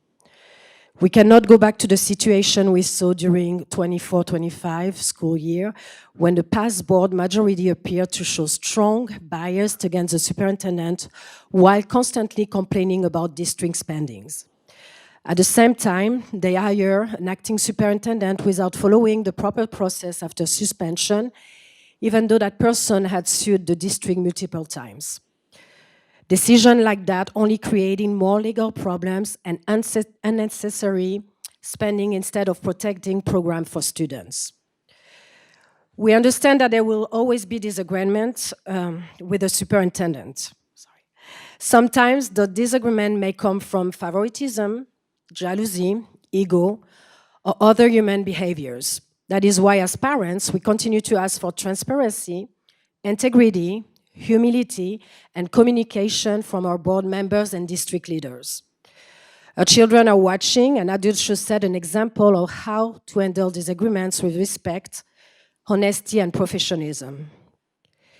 If students, teachers, or staff are unhappy with the superintendent, there should first be honest conversations about the concerns and possible solutions before making decisions like suspension or firing. Complaints from students, teachers, and staff should be taken seriously, followed up on properly, and possibly handled through mediation meetings, so everyone has a fair chance to be heard. If we truly care about our children, we should also focus on the real issue affecting students, such as high absenteeism and violence in schools. Instead of constant political conflict, the board should work on finding real solutions that improve safety, attendance, and the overall learning environment for all students. At the same time, it is also important to highlight the positive things our district has to offer. We should celebrate the amazing achievement of our students, the many programs available, and the teachers and staff who truly care and work hard every day. Recognizing the good does not mean ignoring the problems, but we are all part of the Newburgh district, and we should take pride in the positive things happening in our schools. By supporting each other and working together, we can help attract more positivity and create a stronger future for our children and our community. Thank you. Thank you. Ms. Dawn Fuchek.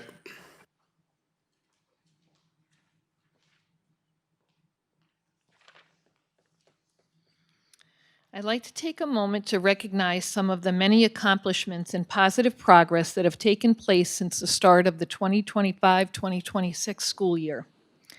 First, I want to acknowledge the academic growth we are seeing across the district. Our graduation rate has increased by 4%, and Regents diploma attainment has increased by 7%. In addition, all of our elementary schools are now off of the accountability list and are in good standing. These are meaningful achievements that reflect the hard work of our students, teachers, administrators, staff, and parents. We have also seen important investments in student learning and enrichment. This year, a reading committee made up of district leadership, teachers, and community stakeholders worked collaboratively to evaluate and pilot 3 Science of Reading-based programs. Earlier this evening, we saw the presentation highlighting the results of that important work.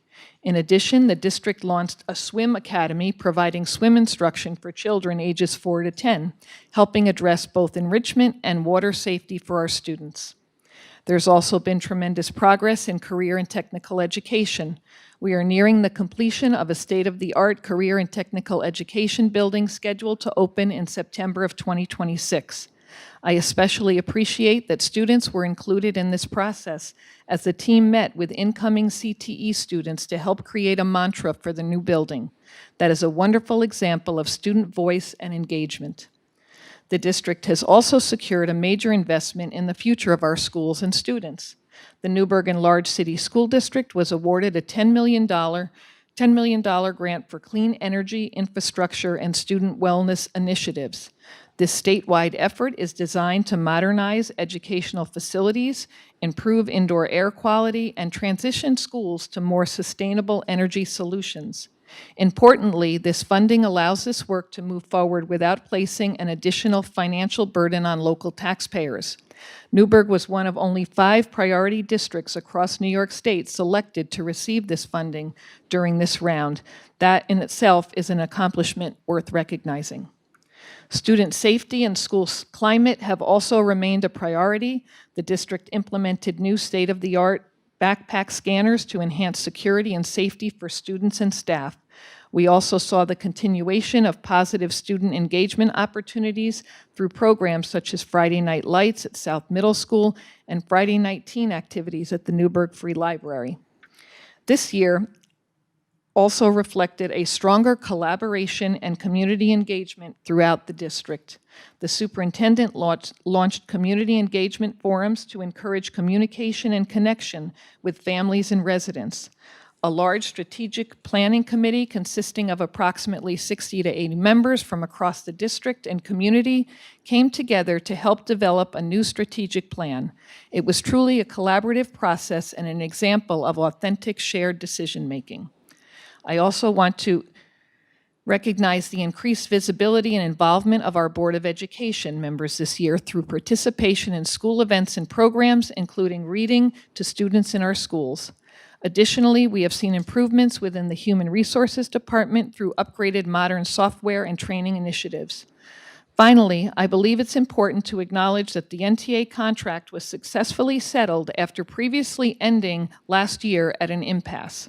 That progress represents another positive step forward for the district. Overall, it's been refreshing to see an entire school year so strongly focused on student outcomes, collaboration, engagement, and progress. Thank you all for everyone whose efforts continue to support the success of every Goldback every day. Thank you. Thank you, Ms. Fuchek. Ms. Carol Maida.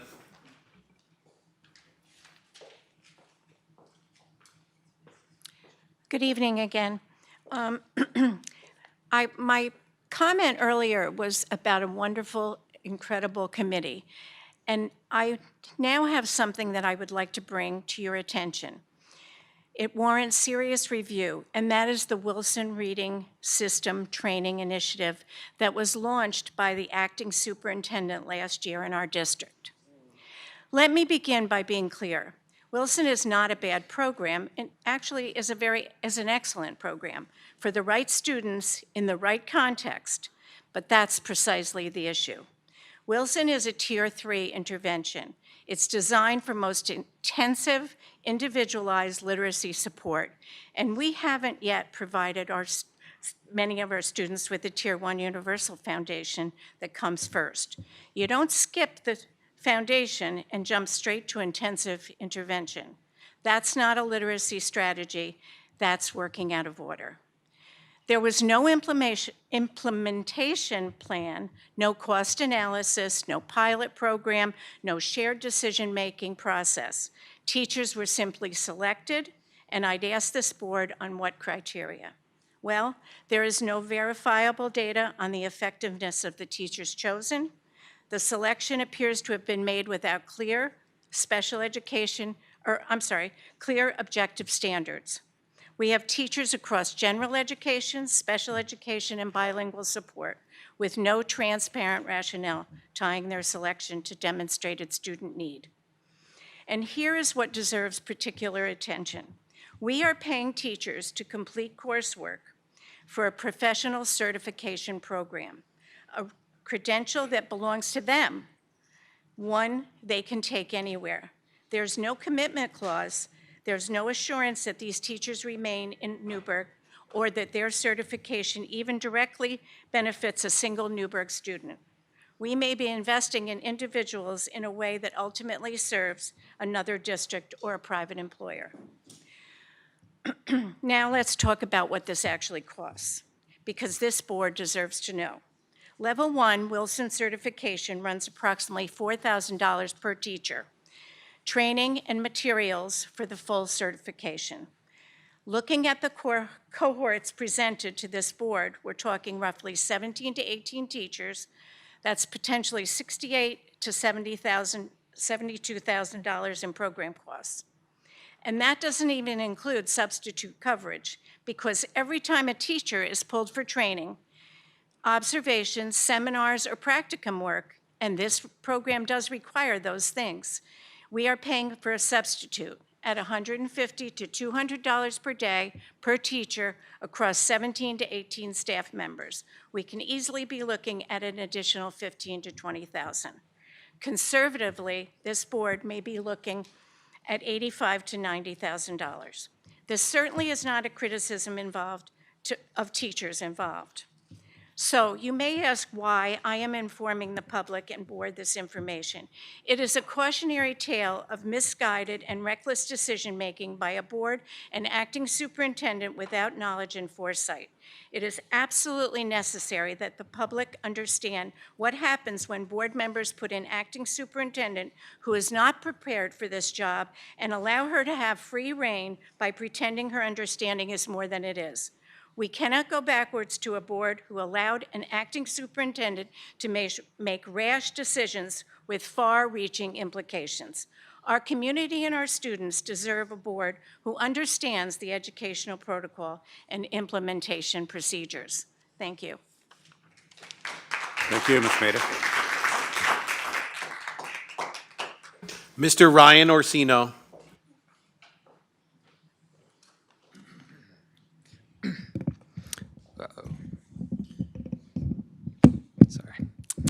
Good evening, everyone. My name is Ryan Orsino, and I hope all is well. I'm speaking tonight on behalf of myself, not in affiliation with my role as a student board member.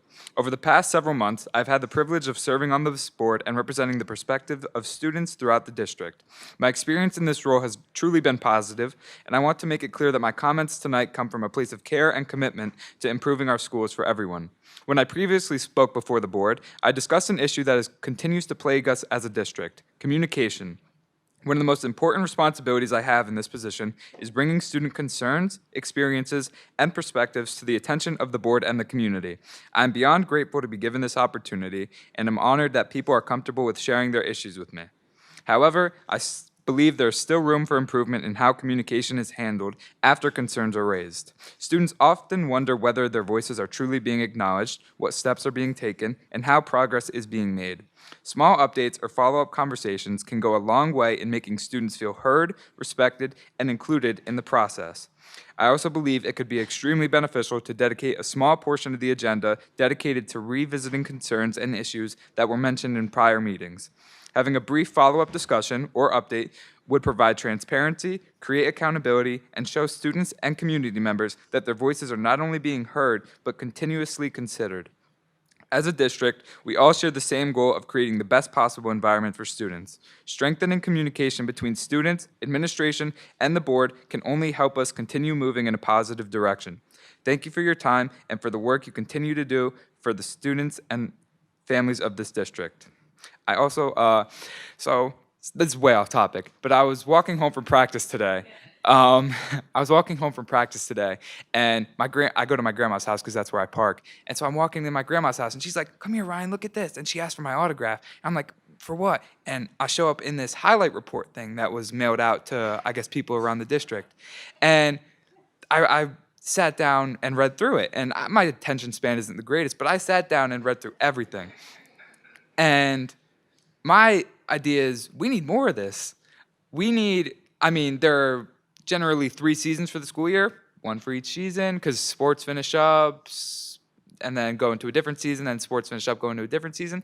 I think we should maybe have it multiple times, every 4 quarters or every quarter.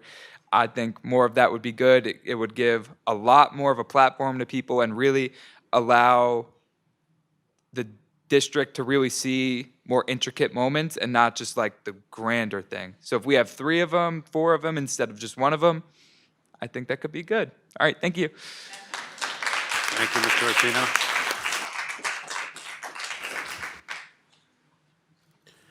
Ms. Tracy Wallace.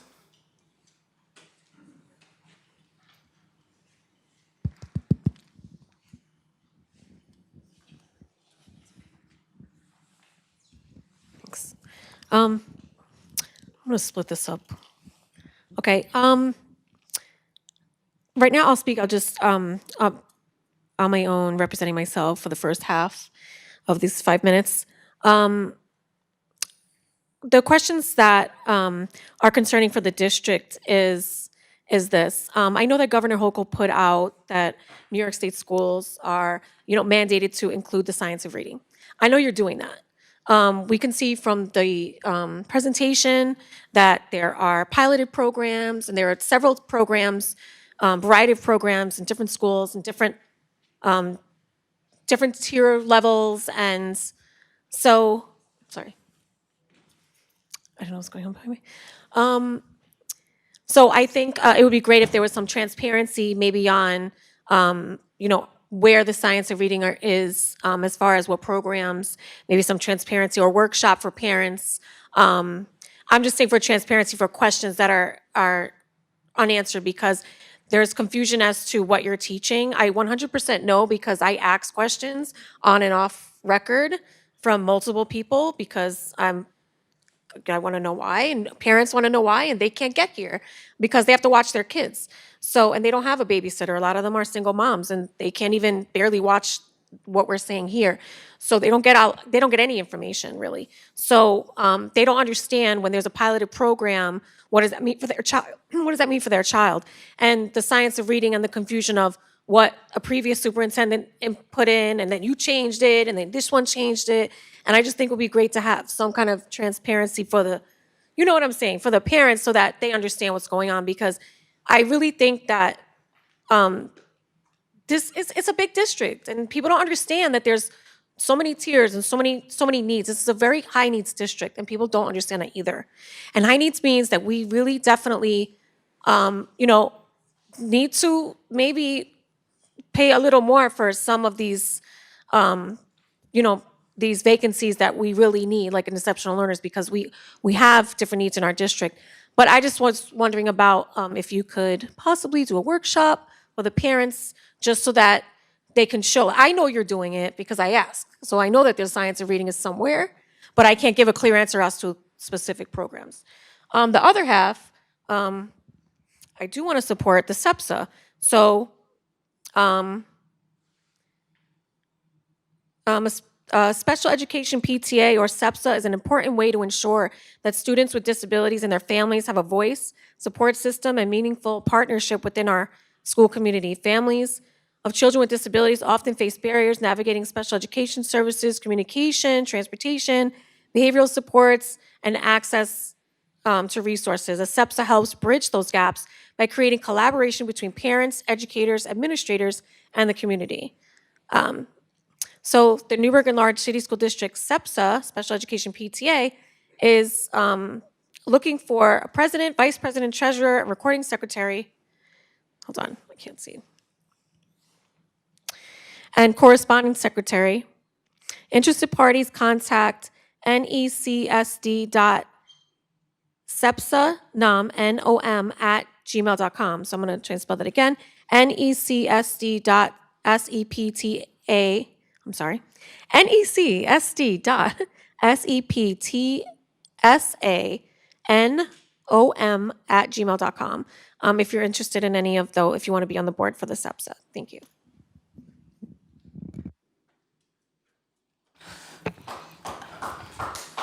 I'll do.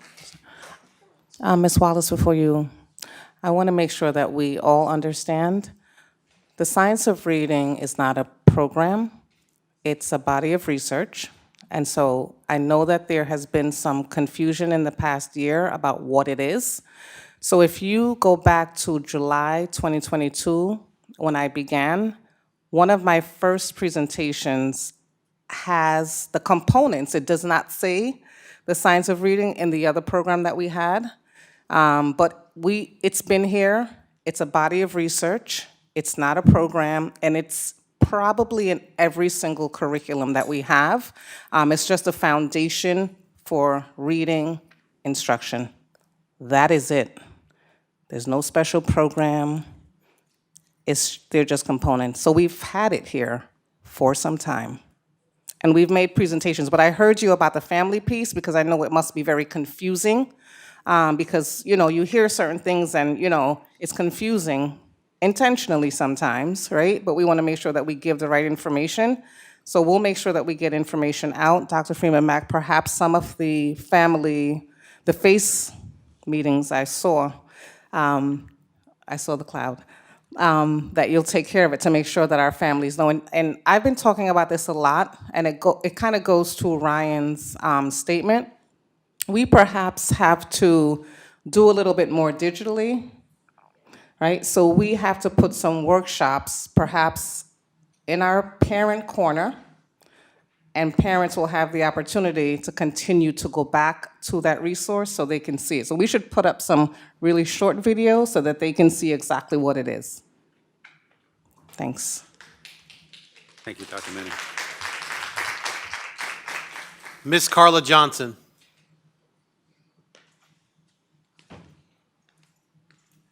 Good evening, everyone.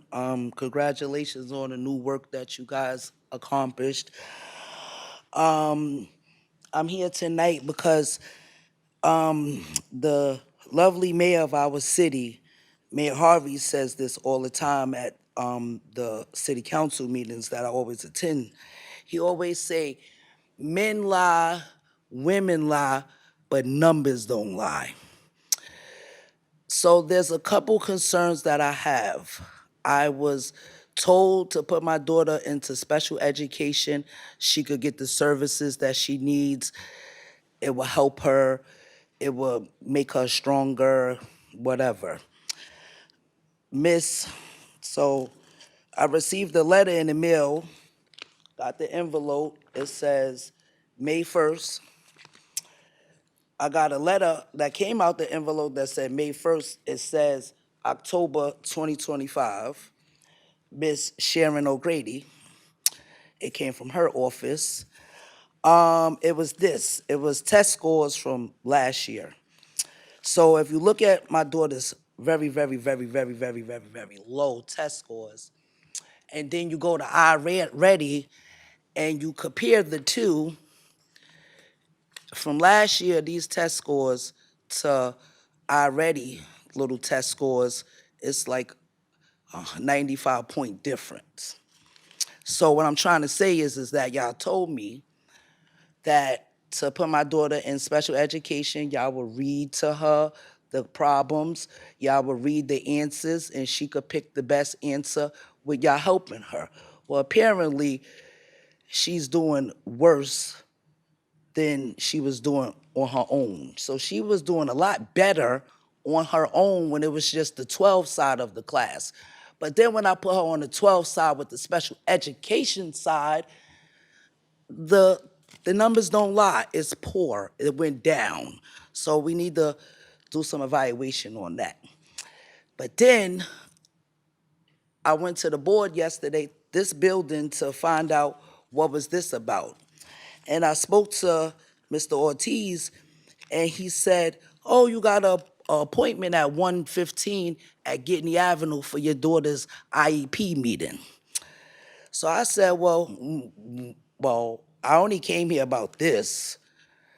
When was y'all gonna tell me about the meeting? So once again, y'all violated my daughter's due process and mine's too, because Mrs. McKinley Brownlee with Mr. Ortiz told me to go to the meeting. I went to the meeting at 1 o'clock. Matter of fact, 1:17, Miss Georgia calls me. Hey, Miss Johnson, where are you? I'm like, hey, Miss Georgia, I'm outside. I'm parking. I'm coming in. When I get to the door, I was happy, ready to go in, talk about the IEP and what's next. I was told I can't go to the meeting. So I want y'all to tell me why. Wasn't no one sent me an email for virtue, because y'all came up with the idea that I can't go back into the school around the school teachers because of December 9th, when I allegedly said, what I said on December 9th about them. So I just want to know when y'all gonna stop playing these games. The numbers don't lie. My daughter's in special education, so do I have to write a letter that I want a independent evaluation outside of the district? Because the lady who did the IEP, who did the first IEP, she's no longer in with the district. So I don't know if her mind was focusing on the IEP part, or she was just focusing on that she was not gonna be with the district anymore. So I would like to know, what is the protocol on parents getting letters? Is it 3 weeks, 2 weeks prior?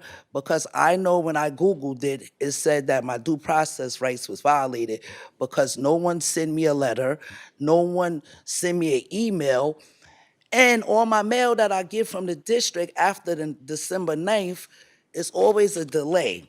And then another thing that I don't like people saying is this. It's 35,000 people in the city of Newburgh. Me and my daughter have no family here. I have no mother, she died. I have no father, he died. My husband died. I am London's biggest Ms. Johnson, advocate. time is up. Okay, you don't even talk to me and I voted for you.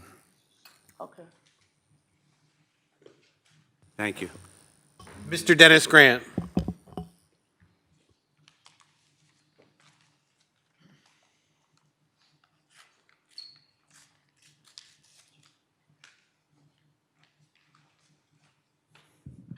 Hi. Dennis Grant.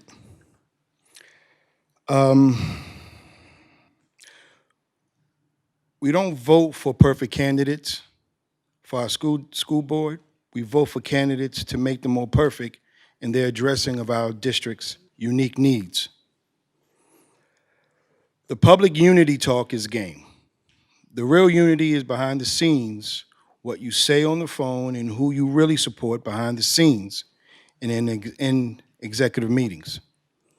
Yesterday at City Hall, one of my fraternity brothers, Brother Robert Moody, an educator right here in this district, will get a street sign named after him. He has since passed, but made an impact in the community. People who knew talked about his paddle. He had a big paddle, a symbol of corporate punishment. By a show of hands, how many people remember corporate punishment? Corporal punishment. Okay. I had a place, it had a place in the community. Brother Moody gave discipline with uplift. I too come from a land of paddles. And one thing I can say, the paddle will give you a unique focus. But that is where we are now. But that is not where we are now. Far from corporal punishment, far from unique focus. Has it been better for the students, teachers, principals, administrators, or even the school board members? We can talk to perpetuity, but we are missing that unifying focus for our students. Corporal punishment. You know, there are almost half the states in this country that still have corporal punishment on the books. That brings it back to New York State, into this district, but with a twist. Corporal punishment, not only for students, but for teachers, educators, administrators, and of course, our school board trustees. Yes, I'm talking about the paddle. What's that? What am I saying? I'm simply saying, considering what's going on in this campaign, don't let your mouth write a check that your donkey can't cash. It means a person should not speak for other people. The person should not speak boldly or act tough if they are unwilling or unable to handle the consequences that may follow. This campaign season is another silly season. People who quit as trustee now want our trust in voting them again? What? Did the protests then not work? Or is it something else? Or others taking the Michelle Obama approach, which is when they go low, we go high. That's game two. One thing that has been game for years is making our school district a slush fund or a piggy bank for self-righteous individuals to agitate to get a sweet lawsuit. It appears some people are so thought-obsessed on how to sue this district, masking it under the kids, while taxpayers and most importantly, the students take the hit. Years ago, this district was handing out settlements like Oprah Winfrey was handing to her audience, was handing out cars. You get a settlement, you get a settlement, you get a settlement. While more settlements were waiting in line. The drought of the settlements is now, but it appears that it just doesn't feel right for some. There's gold in them darn hills, and I'll be back. Get it? Goldbacks. And with this noise, new teachers refuse to get hired, when we are not, because we're not an attractive district because of the chaos from these buildings. The union president being mad about not reaching a deal, which he recently did, with her members, but I'm sure her members are not mad getting a retro check, no? This posturing is such a cliche. This school district has been slowly but surely steadying the books. Not perfect. Mr. Grant, thank you. Thank you. Take care. Thank you. there's nobody else signed up to speak on non-agenda items, if ever anybody else would like to address the board on non-agenda items, please come to the podium.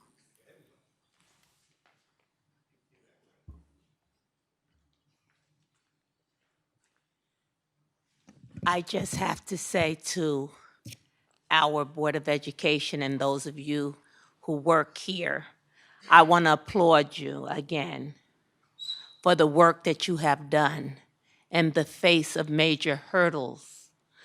You've done a lot of progression, and even as each one was speaking today, reminding us of those hurdles, I want to tell you thank you. I rounded the hill coming to my home, which is not far from the CTE building. And if I had not been behind the wheel driving, I wanted to take a picture of it and just brag on our district. Look how far we have come in spite of every type of blockage, every kind of fight, every kind of battle, and we did it together. And we do refuse to go back. We refuse to go back. It was a hard fight, not only for us in this community, but for many of you who are looking me in my face so professionally. I want to tell you thank you. Thank you for not giving up. Thank you for holding the line. Thank you for maintaining when it looked like things were going to drop out the bottom. And we've come too far to turn around now. We're not going back. And it reminded me of a time that I called my parents. I was teaching a summer school class. And I called the parents. They thought I was calling to tell them about a negative report of my students. I said, no. Because they're like, what did my son do? I said, no, I'm calling you to tell you that they have been exemplary. I want you to know, the majority that is sitting here today, and with our administrators, I am proud of you as a City of Newburgh resident. Keep up the good work. God bless you. Thank you. Mr. President, the 30-minute timer for non-agenda items has expired. Thank you. We're now moving on to 6.1. I'm sorry, Phil Howard. Go ahead. Thank you, Mr. President. I just want to acknowledge something that's happening in the district. I know we've been speaking about some of the great things that have happened over the last year, but I would be remiss if I didn't speak on something that I heard from a few of the parents in this community. So, Mr. Maddie, could you put your hand up, please? Thank you. So, his organization, Kiwanis Club, they made a donation to the district a couple of meetings ago. Although some board members voted against it, we had enough support to accept the donation. And I want to say to you, thank you so much for that donation. I got calls from parents in the community that were so excited, so ecstatic, so in awe of the donation and what it is doing. They were up at the school last Friday, and they said they saw kids up there getting trained to swim. And I think, people don't really understand the significance of that donation and the purpose of that donation and what it truly means to a community that's in a high needs area, benefiting children that would not normally have that available to them. And it is something that I want to applaud. It's something that I want to thank you for. And I want to tell you, that donation will save lives. It will save lives, because the thing that was not talked about was the amount of young boys and girls who come from impoverished communities boys and girls of color that don't have access to swimming pools to learn how to swim, that go to the beach for a holiday, that may go to another friend's house who has a pool, and they get in the pool, they go in the water, they go into the lake, and they drown because they do not know the basic fundamental arts of swimming. And I just want to commend you and thank you for that donation. And I want to say to you, the community is thanking you in real time because you're making a difference. Thank you very much.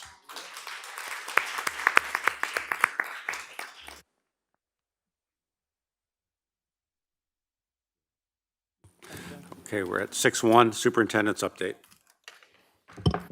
Well, since it's my turn, I guess I'll speak on it a little bit.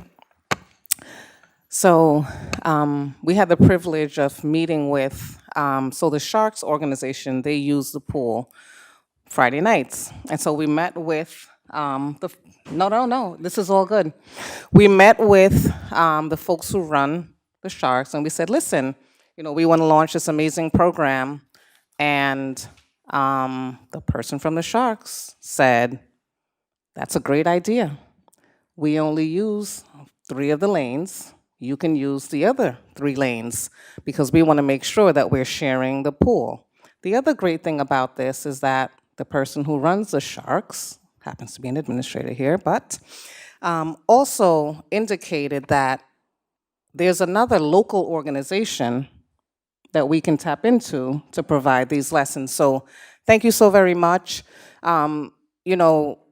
It is not only going to save the lives of those students, but also their families, because think about being at a family function and you're in the pool or you're in the beach and someone in the family can actually help to save a life, because that's really what this is about. The impact not only is for the student, but also for their family. So thank you very much, Mr. Mady. We appreciate you, and we're going to continue.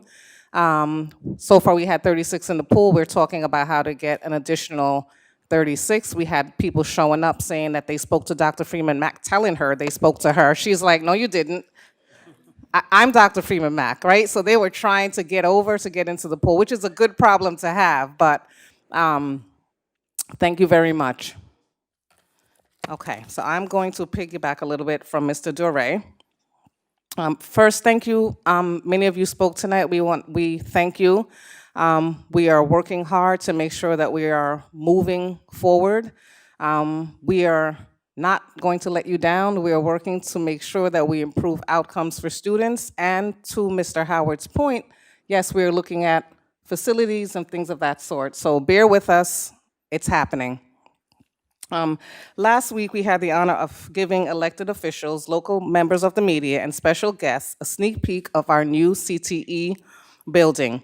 We received great feedback as these community leaders toured some of the spaces and learned about the programs we will be offering. We are still on track to open the building to students in September. Earlier tonight, we recognized our valedictorian and salutatorian representing high academic achievement for our class. Earlier this month, our high schools joined students throughout the nation in celebrating students and their future decisions. We wanted to play that video for you tonight. It's 6 minutes. It's already playing on social media, Dr. Sklarz? Yes, so please make sure that you take a peek and you'll see our decision day for our graduating scholars. From Newburgh Free Academy, just to name a few, we have students going to Ivy League schools. We know our Tina is going to Harvard University. We have Columbia University, SUNY schools, CUNY schools, trade schools, military schools, historically black colleges and universities, conservatories for the arts, local schools, out-of-state schools, schools across the country, schools to compete in sports, just to name a few. And many of our students are heading to college with credits, because we know how well we do that for our students, to transfer because of the amazing programs that we offer. Congratulations to all of our graduating seniors. We can't wait to celebrate with you in June. Finally, as a reminder, the NECSD school budget vote, Newburgh Free Library vote, and Board of Education election are 1 week away. We encourage all voters to vote on Tuesday, May 19th. Polls are open from 12 to 9. More information can be found on our district website. Next, I present items 6.2 through 6.6 for the board's consideration. Thank you, Dr. Manning. We have 6.2 to 6.6. Would anybody like to separate out any of those items? Get a motion and a second on 6.2 to 6.6. So moved. Second. Thank you. Any discussion on these items? Okay. Mr. Bergarelli, Yes. Ms. Burks, Yes. Mr. Duray, Yes. Mr. Howard, Yes. Mr. Levinstein, Yes. Ms. Politi, Yes. Ms. Boucher. Yes. Thank you. We're moving on to 7.1, Board President Update. Before I begin, there's a couple of decisions from the State Education Commissioner I want to review with the public because it's important. They've been going on for a while. So if we could put them up.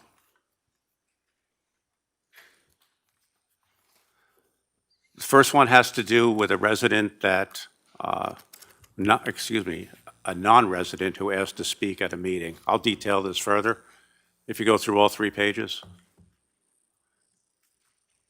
And also the second one, if you could. The second one has to do with Trustee Bello. It's been discussed in public a couple of times.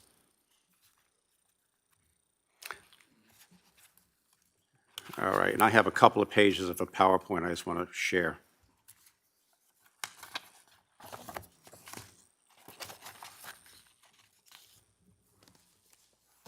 Does he have the PowerPoint?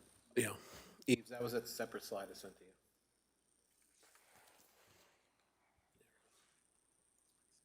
you. Okay. All right, so this is appeal number 22607, and the petitioner claimed property ownership within the district entitled him to participate in public. On the other side is exactly what the commissioner wrote. It was dismissed, held that the property ownership alone does not establish residency rights for the purposes of public comment participation. The petitioner also challenged our board policy 1230. That was dismissed. The commissioner upheld the district's authority. Number 3, the petitioner sought an order requiring the district to review and amend its bylaws. That was dismissed. No legal basis was found. Petitioner sought preservation of October 28th meeting records. That was dismissed as part of the overall appeal. Petitioner named the board of president individually in the appeal. That was dismissed as improper. The bottom line with this one is the commissioner dismissed the appeal in its entirety and reaffirmed prior precedent that school boards are not legally required to provide a public comment forum to non-residents. If we go to the next one, please. This is appeal number 22719, the claims and disposition. This appeal was denied and then reopened. In the appeal, there was 5 challenges, and the reason it was reopened is because of a time frame that was incorrectly put in by the State Education Department. So the petitioner asked that the original dates be used, and when those dates were used, other items were then allowed to be reviewed. And these are the 5 items that were allowed to be reviewed. Challenge to award a contract to the Donovan Group, that's our public relations firm. That was dismissed for failure to join a necessary party, meaning the Donovan Group was not advised of this. Number 2, alleged viewpoint discrimination during public comment. That was dismissed for lack of proof. 3, 4, and 5 were remaining allegations found without merit or not warranting relief. Bottom line, the disposition of the appeal remains unaffected. So that is the end of those 2 appeals. They've been going on for quite some time.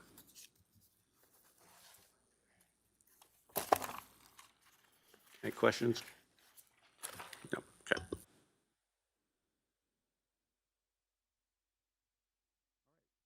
We're at 8.1, student board member update. Ms. Morales. It's too hard for me. Okay. Okay, hello. So I do have a couple. Can I move this for a second? I'm sorry. Sorry. So I do have a couple of topics to be talking about today. So I first want to start by introducing the new student council election for the new year. Voting does open tomorrow, and as a person that has already gone through this process last year, it's fun to see friendly competition across running students from all 3 campuses to obtain a spot and a position in the student council roles, such as president, vice president, secretary, and treasurer. If you just walk through Main or North or West, you can see all the creative and funny posters that the students are campaigning. And I just want to wish them luck for their upcoming election, and hopefully, you know, wish them just the best and have fun, you know. So next, I'm gonna shift towards like the seniors a little bit. Prom king and queen registrations are now open. So if you're a senior and are willing to run for king or queen, it's best that you register now so that you could be a candidate, and voting starts June 1st to June 4th, which leads up to prom being June 5th. As mentioned earlier, May 1st was National Decision Day, where we were all able to come together and express our next steps after graduating high school. It was not only emotional, but honorable to see how much we have overcome, and how I've lost what I was going to say. I was going to say something, but it's just exciting to see how far we have came together, and how we're going to accomplish new and better things after. And yeah, so moving on from that, Friday Night Light Remix. This is a new event that was introduced. It's held every Friday from May 8th, which was its previous Friday, to August 28th.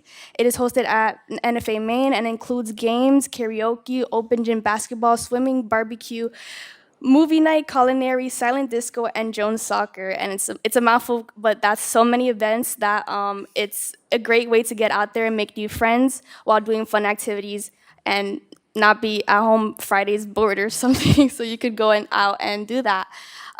Also, Rock the Regions, very important. Regions are coming soon. I know it's a very sad topic to talk about because nobody really likes taking regions, but it is hosted at NFA North on Saturdays. It is open from 8th to 12th graders. I say 8th because some 8th graders do take Regents courses and classes. It's a great way to get one-on-one help from teachers to help succeed in Regents exams. Moving on from that, I do want to highlight that we had our first ever English Honor Society inauguration this past Wednesday. These were students who held an outstanding 85+ average in their English classes grade overall.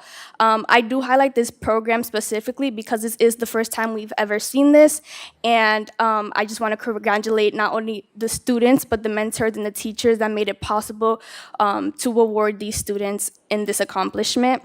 And also, I do want to honor the other societies such as National Honor Society, Science Honor Society, Spanish Honor Society, and also the Steel of Illusory ceremonies that are happening in the far future. And I want to congratulate those students as well. That's it. Thank you, Ms. Morales. Mr. Levinstein. So just a question. Thank you for that report, but I would like to ask the superintendent how we got to that point for the NFA Maine having all these things on Friday, funding, staffing, ideas, or how did that come about? It sounds like it's great for a lot of our students. We had an unfortunate incident happen in October. A few weeks after the incident occurred, we had a call to action meeting. We had about 80 people in the room. We had pastors, members of the community, board members, educators, students, literally every faith leader was represented in the room. And we came together to really talk about some of what we could do to support our students. We had students in the room who talked about needing supports, particularly on Friday nights, because there wasn't really anything for them to do but really hang out, no real activities. And so we decided, we met for, I don't know, maybe four times, Dr. Freeman Mack says, we met 4 times with this large group. And out of that large group, out of those meetings, we grew with support, direction from the students, this Friday Night Light initiative. We know that students need some activities in the evenings. They need to have a safe space, a safe haven. We arrived at NFA Main because the building is already open. I want to reverse back up a little bit. We had a soft launch at the library. Mr. Gawker decided to run a few activities while we were getting our program together. So we were able to begin at NFA Main because that building's open. That building's already staffed for security. We had some additional programs, and the building is large enough to hold all of our activities. The building is also accessible, and the students and families are already familiar with that building. And so we did some surveys. We had some, students, some staff members, boots on the ground, really talking to students, finding out what types of activities they were interested in. And out of those surveys and interests and conversations, we grew and built this Friday Night Lights program. So we're funding it with 21st Century, am I correct? Empire, with Empire funding, thank you. So we're using our current grants to provide enrichment opportunities for our students. Thank you, and thank everyone who is involved in this. Thank you. You're welcome. Thank you. Mr. Howard? Yes, so I think this is an incredible program. It just sounds so exciting. My question would be, how are we ensuring that all of our student population is benefiting from these programs? I mean, I know a lot of times we get the same children, we get the kids that are paying attention, listening, and understanding what's going on, but there's a large population of our students that don't pay attention, don't know, and if I bump into them, I'll tell them about it. Say, I didn't know that was going on. So what are we doing to dig into the buildings to let all students know that this is something that's available to them, something that they should be participating in, and let them know how fun it is? So that's a good question. So some of the students who are part of the committee gave us ideas. And so did they create the QR code? They created a QR code. They also thought it'd be a good idea to put it in their English classes because every single student would have to pass through that English class and have posters and also word of mouth. How did you find out about it? Well, actually, a lot of students were talking about it at Maine, but you could also see it on the Newburgh Free website, and that's where I actually got the QR code, and I was able to see everything that was available with it. It's also scrolling in buildings on those large monitors in each building in the high schools, and also we have some really dedicated students that are sharing it on their IG, because this is a program that's created by students for students, and that was how the focus shifted. So every Friday night is not the same offering, it switches up, and they do want to create like a movie night. Okay. And we're hoping to include like elementary school students, bring in their families. There's more to come. There's some good stuff that these kids are doing. So, what was the turnout for May 8th? But next question, what is this available to, down to what level? So right now for Friday Night Lights, it's grades 9 through 12. And I have to say that because our high school kids feel like they don't have anything for them. Neon Nights, which is at the Newburgh Free Library, is more middle school. So that's what it is right now. But with the high school kids, they said that they did want to create some nights where our elementary students could come with their families. But it's because it's Friday Night Lights and it's like, from 5 p.m. to 9 p.m., we don't want our elementary babies and,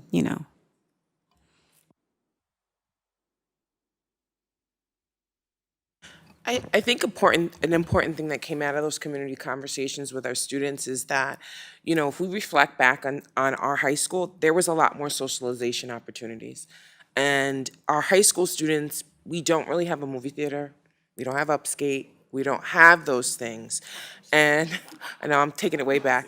We don't have those things for them to socialize student to student. So they really wanted to make sure that they had activities where they can kind of, like, we don't have a movie theater. Like, if I wanted to socialize and take someone to the movie, it's a trip to Poughkeepsie. It's very expensive. And what I really appreciate is about the students that are hoping to make us trending. And they talked about their commitment to make it trending because that's how they communicate and to make sure that it is a success and that it continues. Thank you, Ms. Peterson. Good? Okay. Thank you, Mr. President. I have the 9.1 through 9.4 on consent. Thank you. Anybody like to separate out 9.1 to 9.4? Get a motion and a second on 9.1 to 9.4? So moved. Thank you. Discussion? Roll call, Ms. Burks? Yes. Mr. Duray? Yes. Mr. Howard? Yes. Mr. Levenstein? Yes. Ms. Politi? Yes. Ms. Boucher? Yes. Mr. Bergarelli? Yes. That concludes my items, Mr. President. Thank you, Mr. McCoy. We're at item 10, Assistant Superintendent of Human Resources. Ms. Holder, good evening. Good evening, Mr. President. I have items 10.1 to 10.19 on consent for consideration. Thank you. Would anybody like to separate out any items? Okay. Get a motion and a second on 10.1 to 10.19. So move. Second. Discussion on any of these items. Mr. Levenstein. Ms. Holder, is the following an accurate description of the Human Resources agenda being presented tonight? HR agenda items A through K, including appointments, appointment rescissions, change of statuses, retirements, leave of absences, and end of assignments. Approve a memorandum of agreement with NTA teaching assistant and NTA substitute bargaining units. Approve of supplemental memorandum of agreement between the district and the Newburgh supervisors and administrators. Terminate a CSEA employee, and approve the following: supervisor of exceptional learners, salary amendment for records management assistant, Heritage Middle School restorative practice family fun day appointments supported by the school improvement grant, South Middle School Saturday Academy appointments supported by the school improvement grant, 21st Century After School Academy appointments supported by the 21st Century After School Program grant, alternative instruction appointments supported by Title IV funds, pre-K screening appointments, NECSD spelling bee appointments supported by MBK Challenge Grant, 25-26 extended year administrators, curriculum writing appointments, rescind Neon Night program appointments, rescind and appoint a human resources generalist, create one food service helper position and 2 school lunch manager positions. Ms. Holder, is this correct? Yes, sir, it is. Thank you. Thank you very much. Thank you, Mr. Levenstein. Any further discussion on 10.1 to 10.19? Go ahead, sir. Mr. Duray? Yes. Mr. Howard? Mr. Levenstein? Yes. Ms. Politi? Yes. Ms. Boucher? Yes. Mr. Bergarelli? Yes. Ms. Burks? Yes. Thank you. We are at item 11, Assistant Superintendent of Finance. Ms. Roaring, good evening. Good evening. The Finance Division presents items 11.1 to 11.19 for your consideration on consent this evening. Thank you. Would anybody like to separate out anything 11.1 to 11.9? 1.9? Get a motion and a second on 11.1 to 11.19? So moved. Second. Thank you. Any discussion on any of these items? Mr. Levenstein.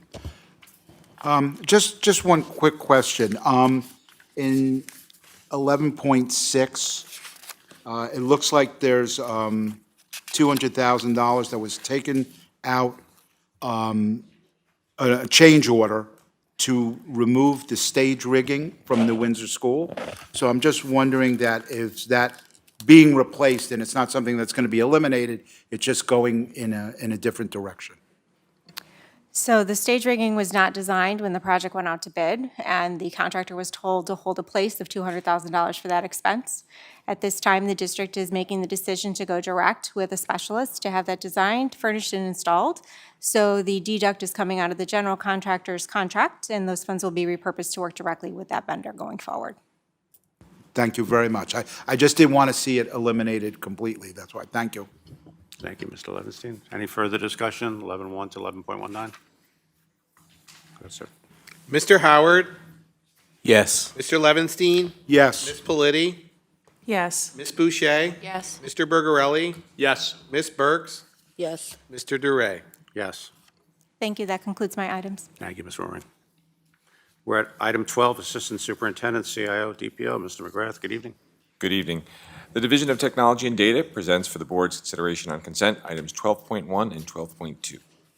Thank you. Would anybody like to separate out these two items? Get a motion and a second on 12.1, 12.2. So moved. Second? Any discussion on either item? Go ahead, sir. Mr. Levinstein? Yes. Ms. Politi? Yes. Ms. Boucher? Yes. Mr. Bergarelli? Yes. Ms. Burks? Yes. Mr. Duray? Yes. Mr. Howard? Yes. Thank you. Thank you. This concludes my items. Thank you. We're at item 13, Assistant Superintendent, Curriculum and Instruction. Dr. Soto. Good evening. Our division presents agenda items 13.1 to 13.6 for the board's consideration on consent. Thank you. Would anybody like to separate out any items? I'd like to separate out 13.5 if I could. Get a motion and a second on 13.1 to 13.6 minus 13.5. So moved. Second.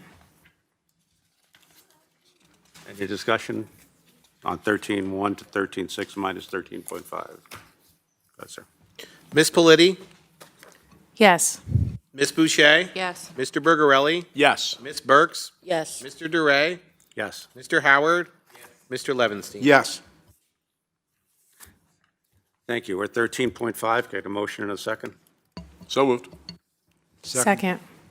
Second. Any discussion on the item?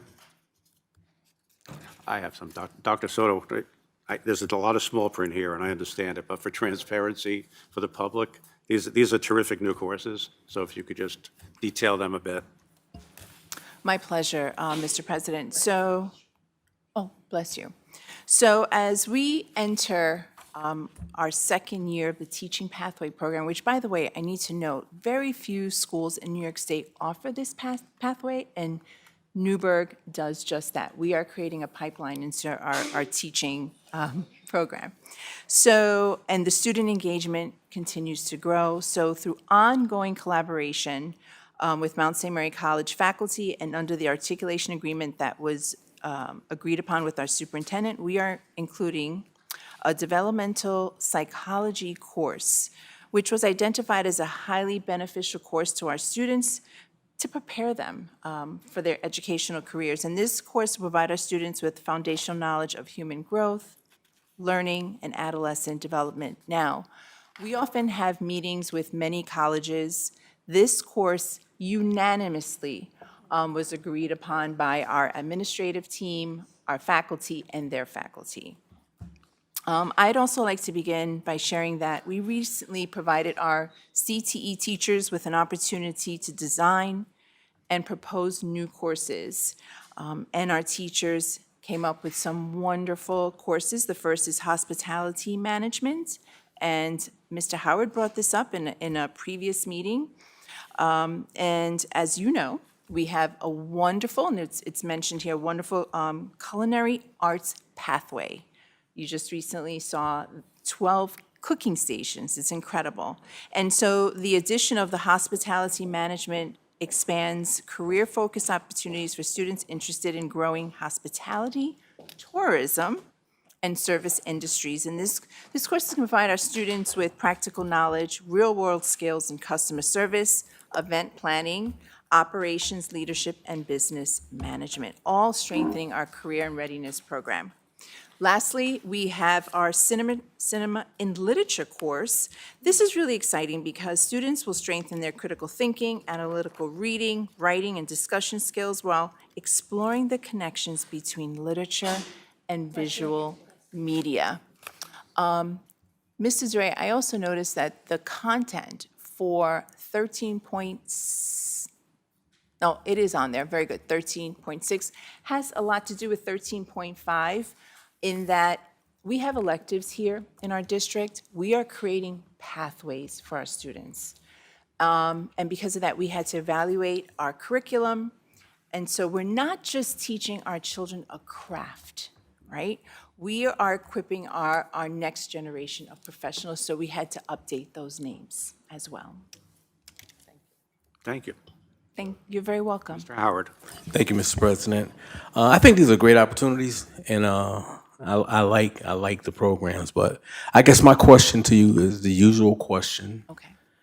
Like, how do you push these programs to children? Like, a lot of 6, 7, 8 graders don't know what they want to be. And I'll give you a perfect example. Someone sent something to me the other day.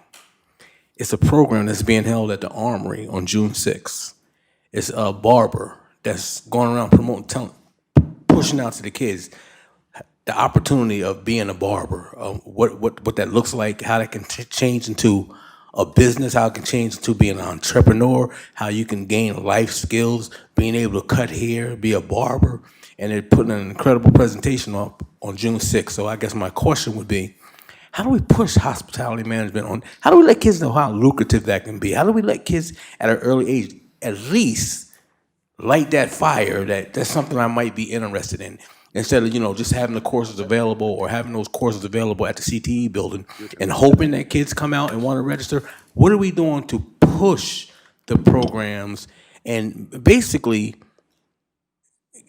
get kids interested in something that they may not have an interest in?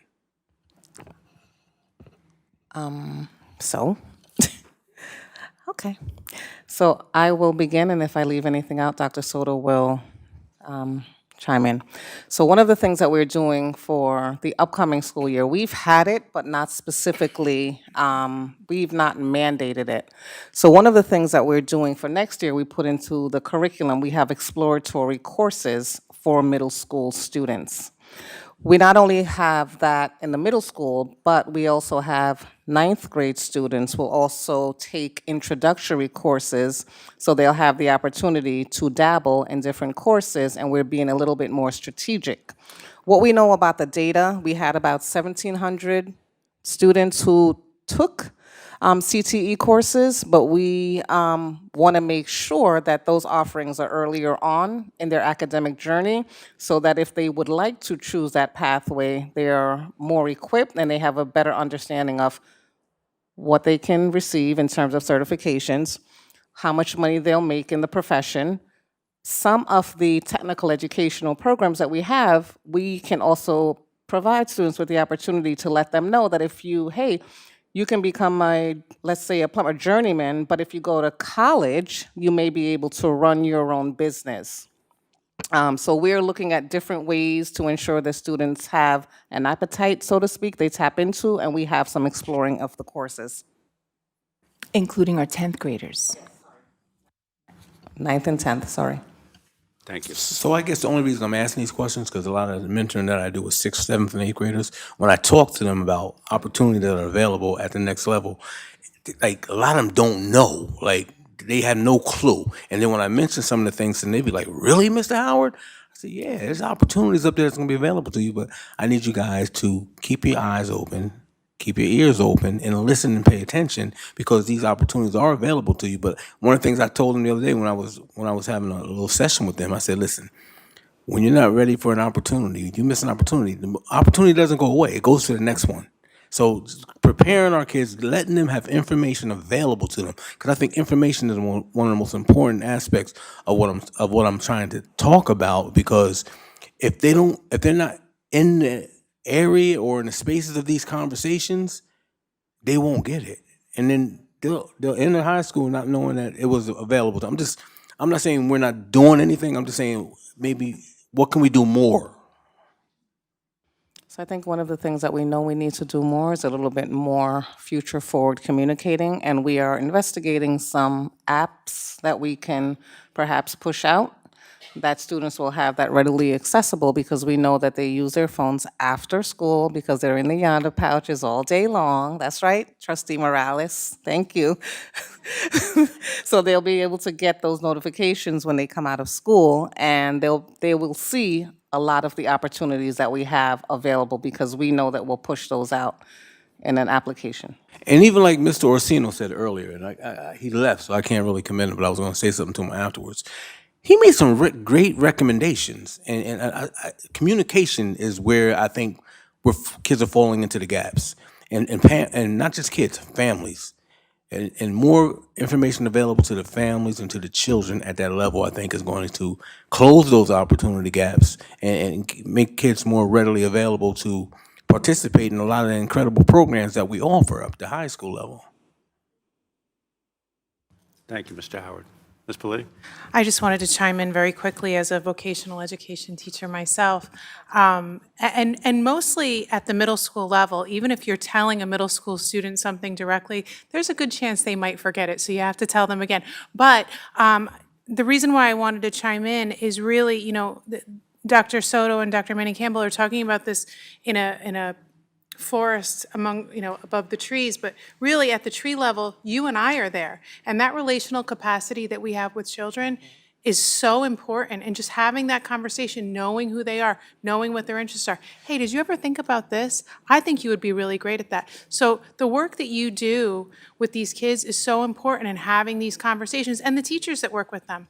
You know what? You would be great in this program. What do you think about it? That's really how we reach kids on a small level. Thank you, Ms. Politi. Thank you. I think it's also important, how do we really embed? So there's the more, right? So there's great opportunities for us to do more with the grants and donations that we receive through Empire, Friday Night Lights. But then how do we embed and redesign?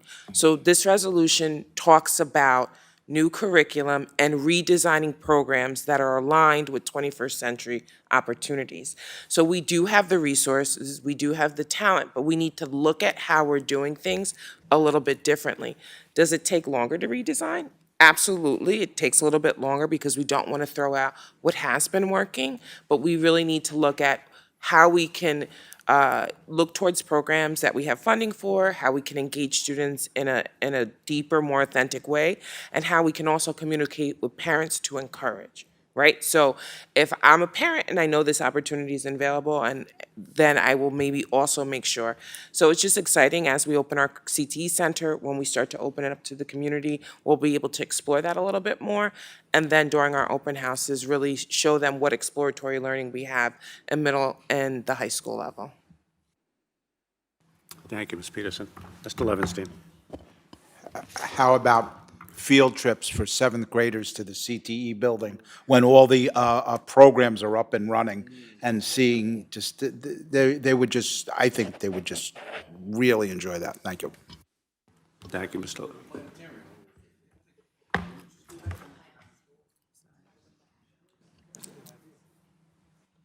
Mr. McGrath, just share one of the apps that we're looking at, if you don't mind. I'm sorry. Yeah. So we're talking about how do we get students to know what's happening. And there's a lot of conversations we're having, but we all know that when the yonder pouches go away, the cell phones come out. We get that, right? So we understand that. So one of the things that we will see happen in September is there's an opportunity now every year for parents to say, here's my updated information. We're going to be asking them, hey, let me have your high school student's cell phone number so we can directly send them messages. So we're actually going to not just send messages home. We're not just going to have phone calls. We're actually going to start text messaging students with a platform that actually makes sense on the level, and so that you guys can actually get messages and you can hit like it's social media. It'll be very interactive, and the whole idea is instead of just hoping that we're actually going to send you those messages. So that's coming around the corner, and that's something we have planned for September. Suggestion? Go ahead, Ms. Harris. This is an opportunity when we can use the kid, help allow the children to help us, because our email, our text might not pop for them, as the kids say. We get the young people to work on those apps, and when it comes on, Pop is the word they use. that's the word they use. So when it comes on their phone, the way they put it out, something we put on, they be like, no, it has to hit them. And I think we should ask the students to help us design those apps. I think that's great. Yeah. Well, we don't use pop, but Say that. it is a very good idea because we're always on our phone after school. Let me put that really out there. But it is a very good idea because emails, sometimes we don't use that. I'm not gonna lie. Some of us don't really use that until like you're much older, and just the notifications are so much better. You can hear the dinging, and it's so much funner from an app. Oh my God, I'm going on my app. So it's just better. Yeah. So what's the new word? It's not pop now. What is it now? Do we even have a word? I could say it like sometimes when something's constantly like on my phone, like I could say it's blowing up my phone. Okay. Yeah. You gotta blow their phones up. Yeah, blow my phone up. You can't say that in school. Dr. O'Grady? Respectfully, Mr. Howard. Sorry. Respectfully, Mr. Howard. If we know it, they're not saying it anymore. It's already old. That was all on 13.5. Which I separated. Okay. Can we get a vote on 13.5? Roll call on 13.5. Ms. Boucher? Yes. Mr. Bergerelli? Yes. Ms. Burks? Yes. Mr. Duray? Yes. Mr. Howard? Yes. Mr. Levenstein? Yes. Ms. Politi? Yes. Thank you. That concludes my items for this evening. Thank you, Dr. Soto. We are at Assistant Superintendent of Exceptional Learners, item 14, Ms. McKitty Bromley. Good evening, Mr. President. The Division of Exceptional Learners would like to present item 14.1 for your consent this evening. Thank you. Get a motion and a second on 14.1? Second. Any discussion on 14.1? Mr. Bergerelli? Yes. Ms. Burks? Yes. Mr. Duray? Yes. Mr. Howard? Yes. Mr. Levenstein? Yes. Ms. Politi? Yes. Ms. Boucher? Yes. Thank you. Thank you. We do not need executive session. You do? Okay. I know that we quickly ran through our presentations, and I don't want to stand between you and the door. I'm sorry about this, but I wanted to make sure that I thanked Dr. Freeman Mack. I know that you helped to usher in our vaping presentation.